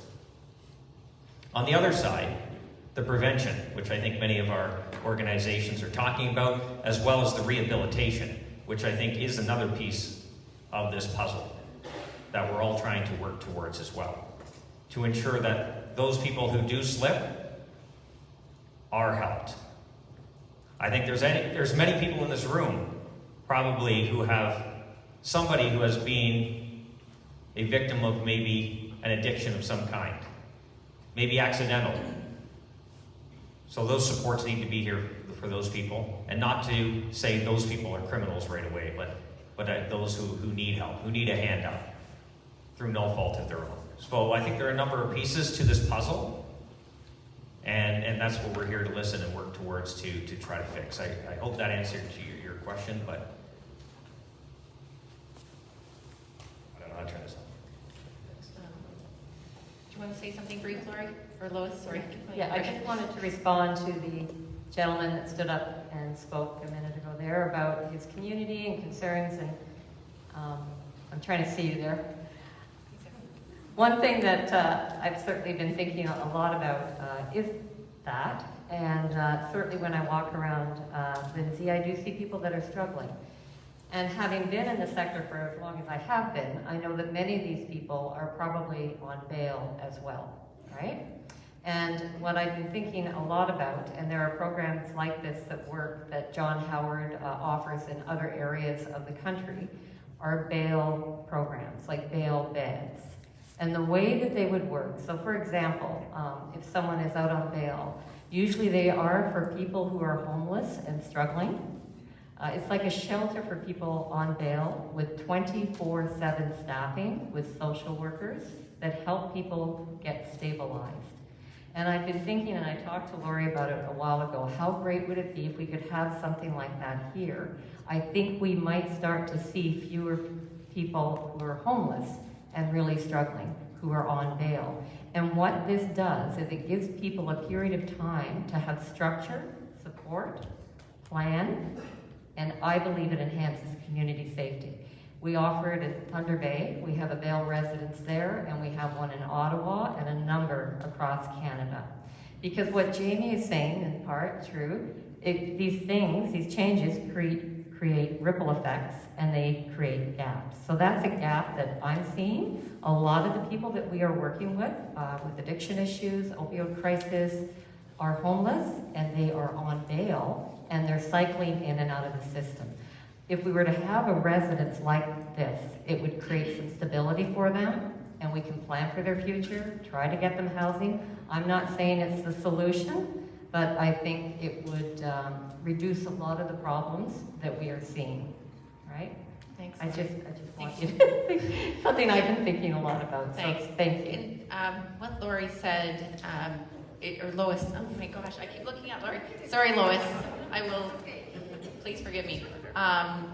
We're identifying gaps. And I think a lot of the concerns that you're bringing forward to us and that we're seeing in our community is really making us aware of the gaps in our system. And individuals like Lois and everyone else up here are working and tirelessly to come up with solutions. And I think we just need to keep sharing those. We are continuing to be sorry, Chief. I'm just going to weigh in really Chief. quickly on that because I know our time is almost upon us. But to both of the last speakers' comments, we know that there is a small number of individuals that are causing a disproportionate impact on our resources collectively and on your sense of safety in your community. We know that. I wish I had a better answer for you. Bottom line is we all up here and as a community need to do a better job with those individuals. I don't know what that looks like, but we will get there. Thanks, Chief. We have time for one more question, Inspector. I'd like to thank the Police Service for setting this up, and Craig and everybody on the panel. I see what the police do in our town. I see it daily. It is a major struggle watching them over and over and over again deal with the same people that are dying on the streets. But a question that I'd like to ask, and I'm not sure if it should be directed to Andy, to housing, to Lori, but at the 68 came up a number of times, and we're talking about Lindsay Street. The funnel that comes from that housing and also on William comes directly into the downtown core. I believe there's more funding for housing, and I did hear that possibly it would be going down to 68, but then I heard there's a problem there and it's going to be moved somewhere else. I'd like to know who makes the decision to place this housing and where they decide to place it. Any great community that I've seen has always developed their towns on waterfront. What I'm seeing here is Niagara Park housing, the connection to the downtown housing and the waterfront. Who makes the decisions where these places are placed? Rod, do you want to go ahead? Thanks for the question. I can answer it. Mayor wants to add from his standpoint. I think I understand your question. The first part around what you referred to as a funnel from that area. I would say, again, I want to be careful of the details, but it's not necessarily. I would say it's not the source.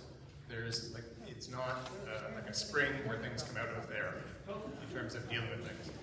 It has attracted certain things in terms of issues for the... I ask that people remain respectful while Rod is speaking. That there are issues and acknowledge, and we've, as a community, been working to resolve issues around all sites, because from a housing standpoint, just the community housing side, every building's got its own approach, and there's different issues that come up at different times and looked at individually. But a lot of the issues when we talk about comments like the requirement for the security there is because of the external influences there. And I'm speaking for the police, but I don't want to say a number or percentage, a lot of the issues coming there are external to the building. So there's things coming in from the outside. So from the funnel, just from the source of when you refer to it as a funnel, it's not the source of it.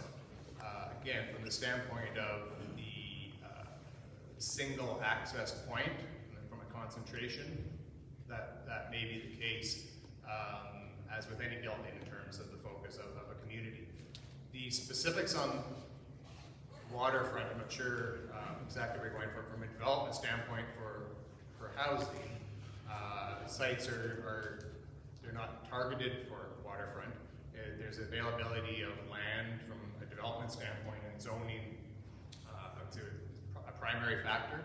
There terms of we have, as I referenced, we have a huge need for affordable housing and developing affordable housing. As a community municipality, the municipality's piece in that, which is not solely on the municipality to do, is the availability of land to build on, is largely driving that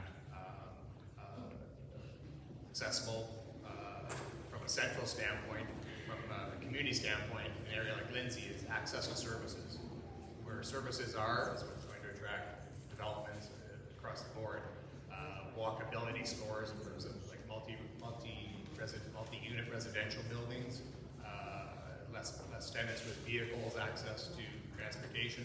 So they're always going to be centered in more core central urban areas for access to services along those lines. It's not specifically to accessing waterfront or it's more coincidental.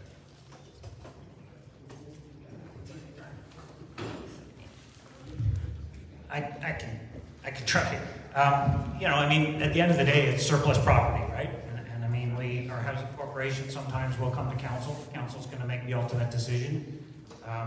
They'll come with a piece of property that maybe the city has surplus. They feel they've done their homework. Council has set housing goals over the course of the next 10 years of targets we want to meet.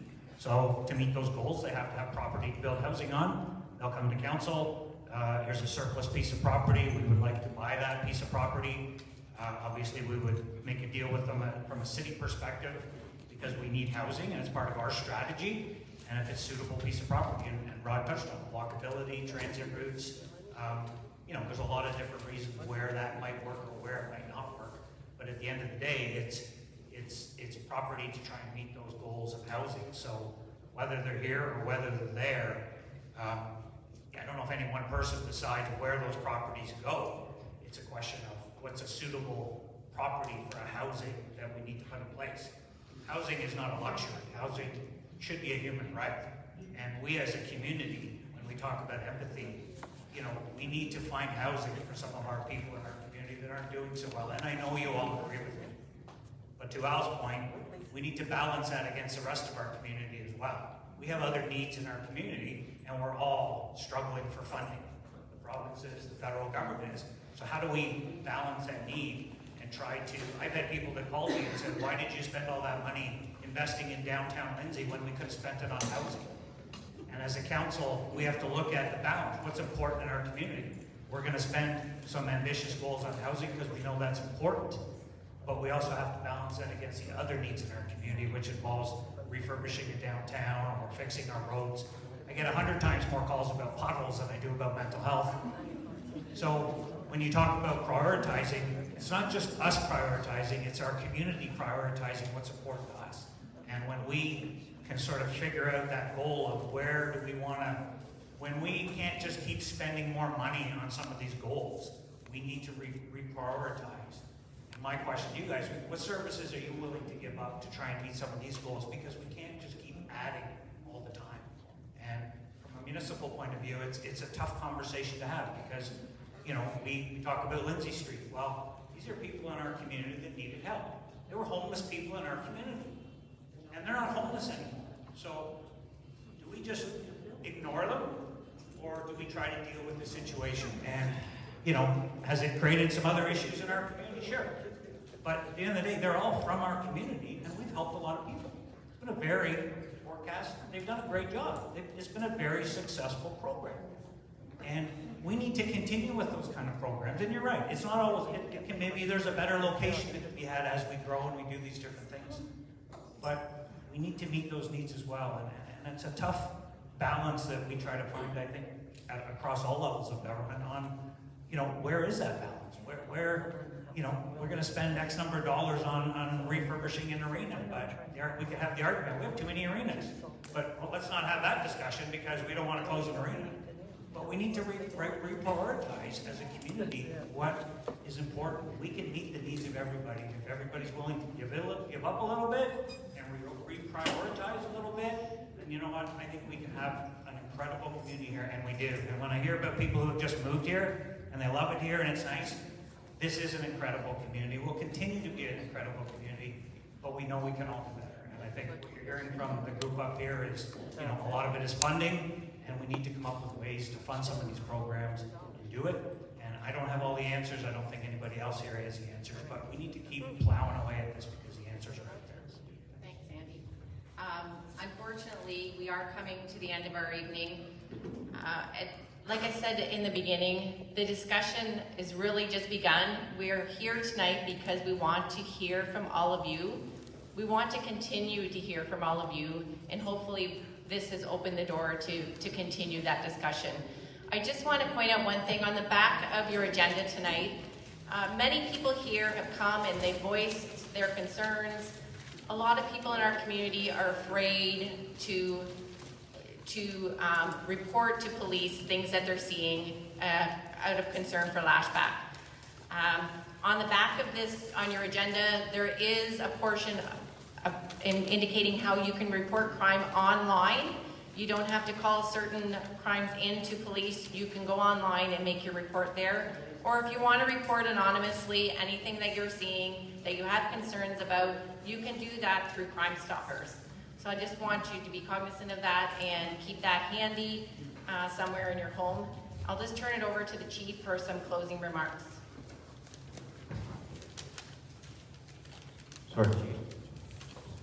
Can I get, there's a lady over here by the door that's had her hand up for quite some time. I think we overlooked her.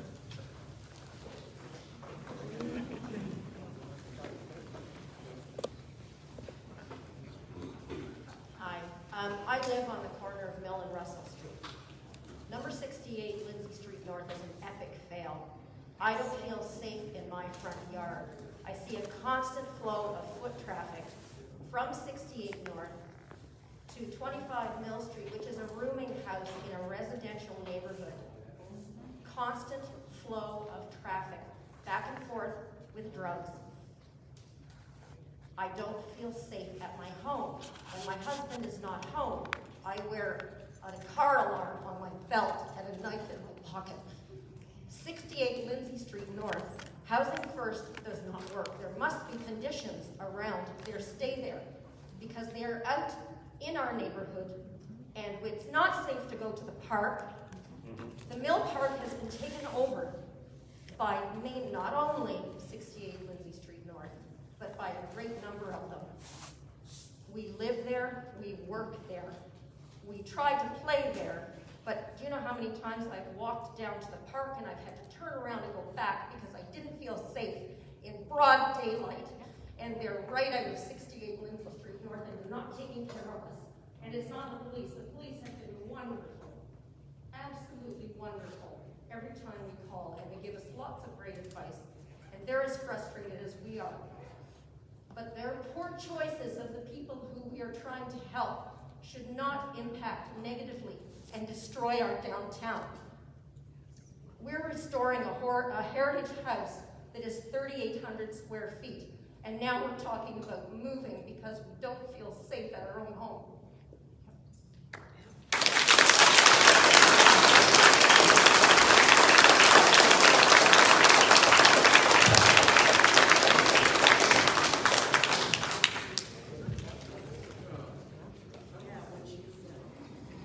Thank you.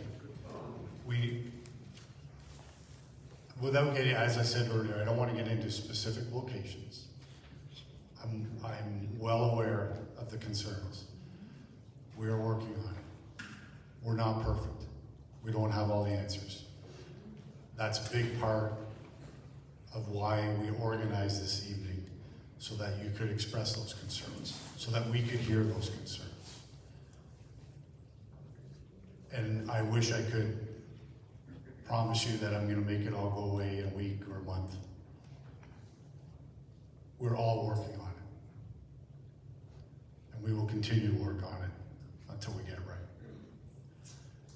I hate to cut it off at here because in a lot of ways that we're just scratching the surface.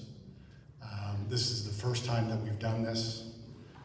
I'm sure you've all spent enough time in those masks. I know I have.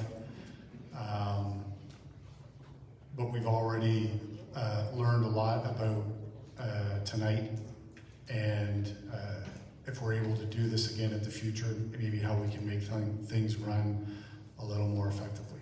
How can we do it in the future? How can we make this happen again?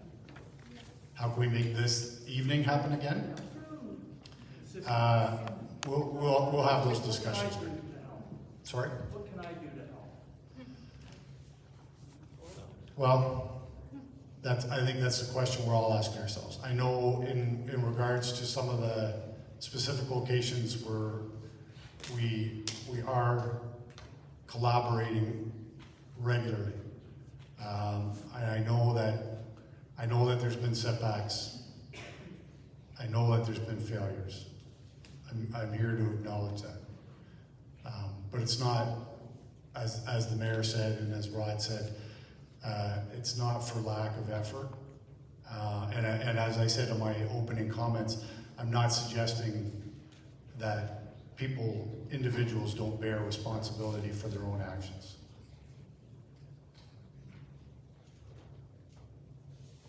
But I think we've gone as far as we're going to this evening. Could I just say, keep showing up. Like when we have these things, come together, share this. This has been excellent. So that's what everyone is. Keep showing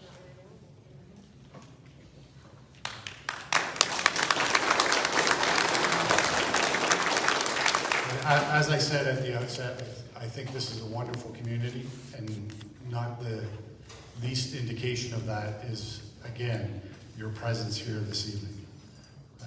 So I thank you for that. I am going to wish everybody a good evening. I want to thank our panel. Again, there was a lot of volunteers. I know Craig got a lot of the limelight for organizing this, but there was a lot of others in that group. I know Michelle Yates is back in the back corner there. She was my primary point of contact through a lot of this, so I want to acknowledge her support as well. And I want to wish everybody a safe evening. Thank you.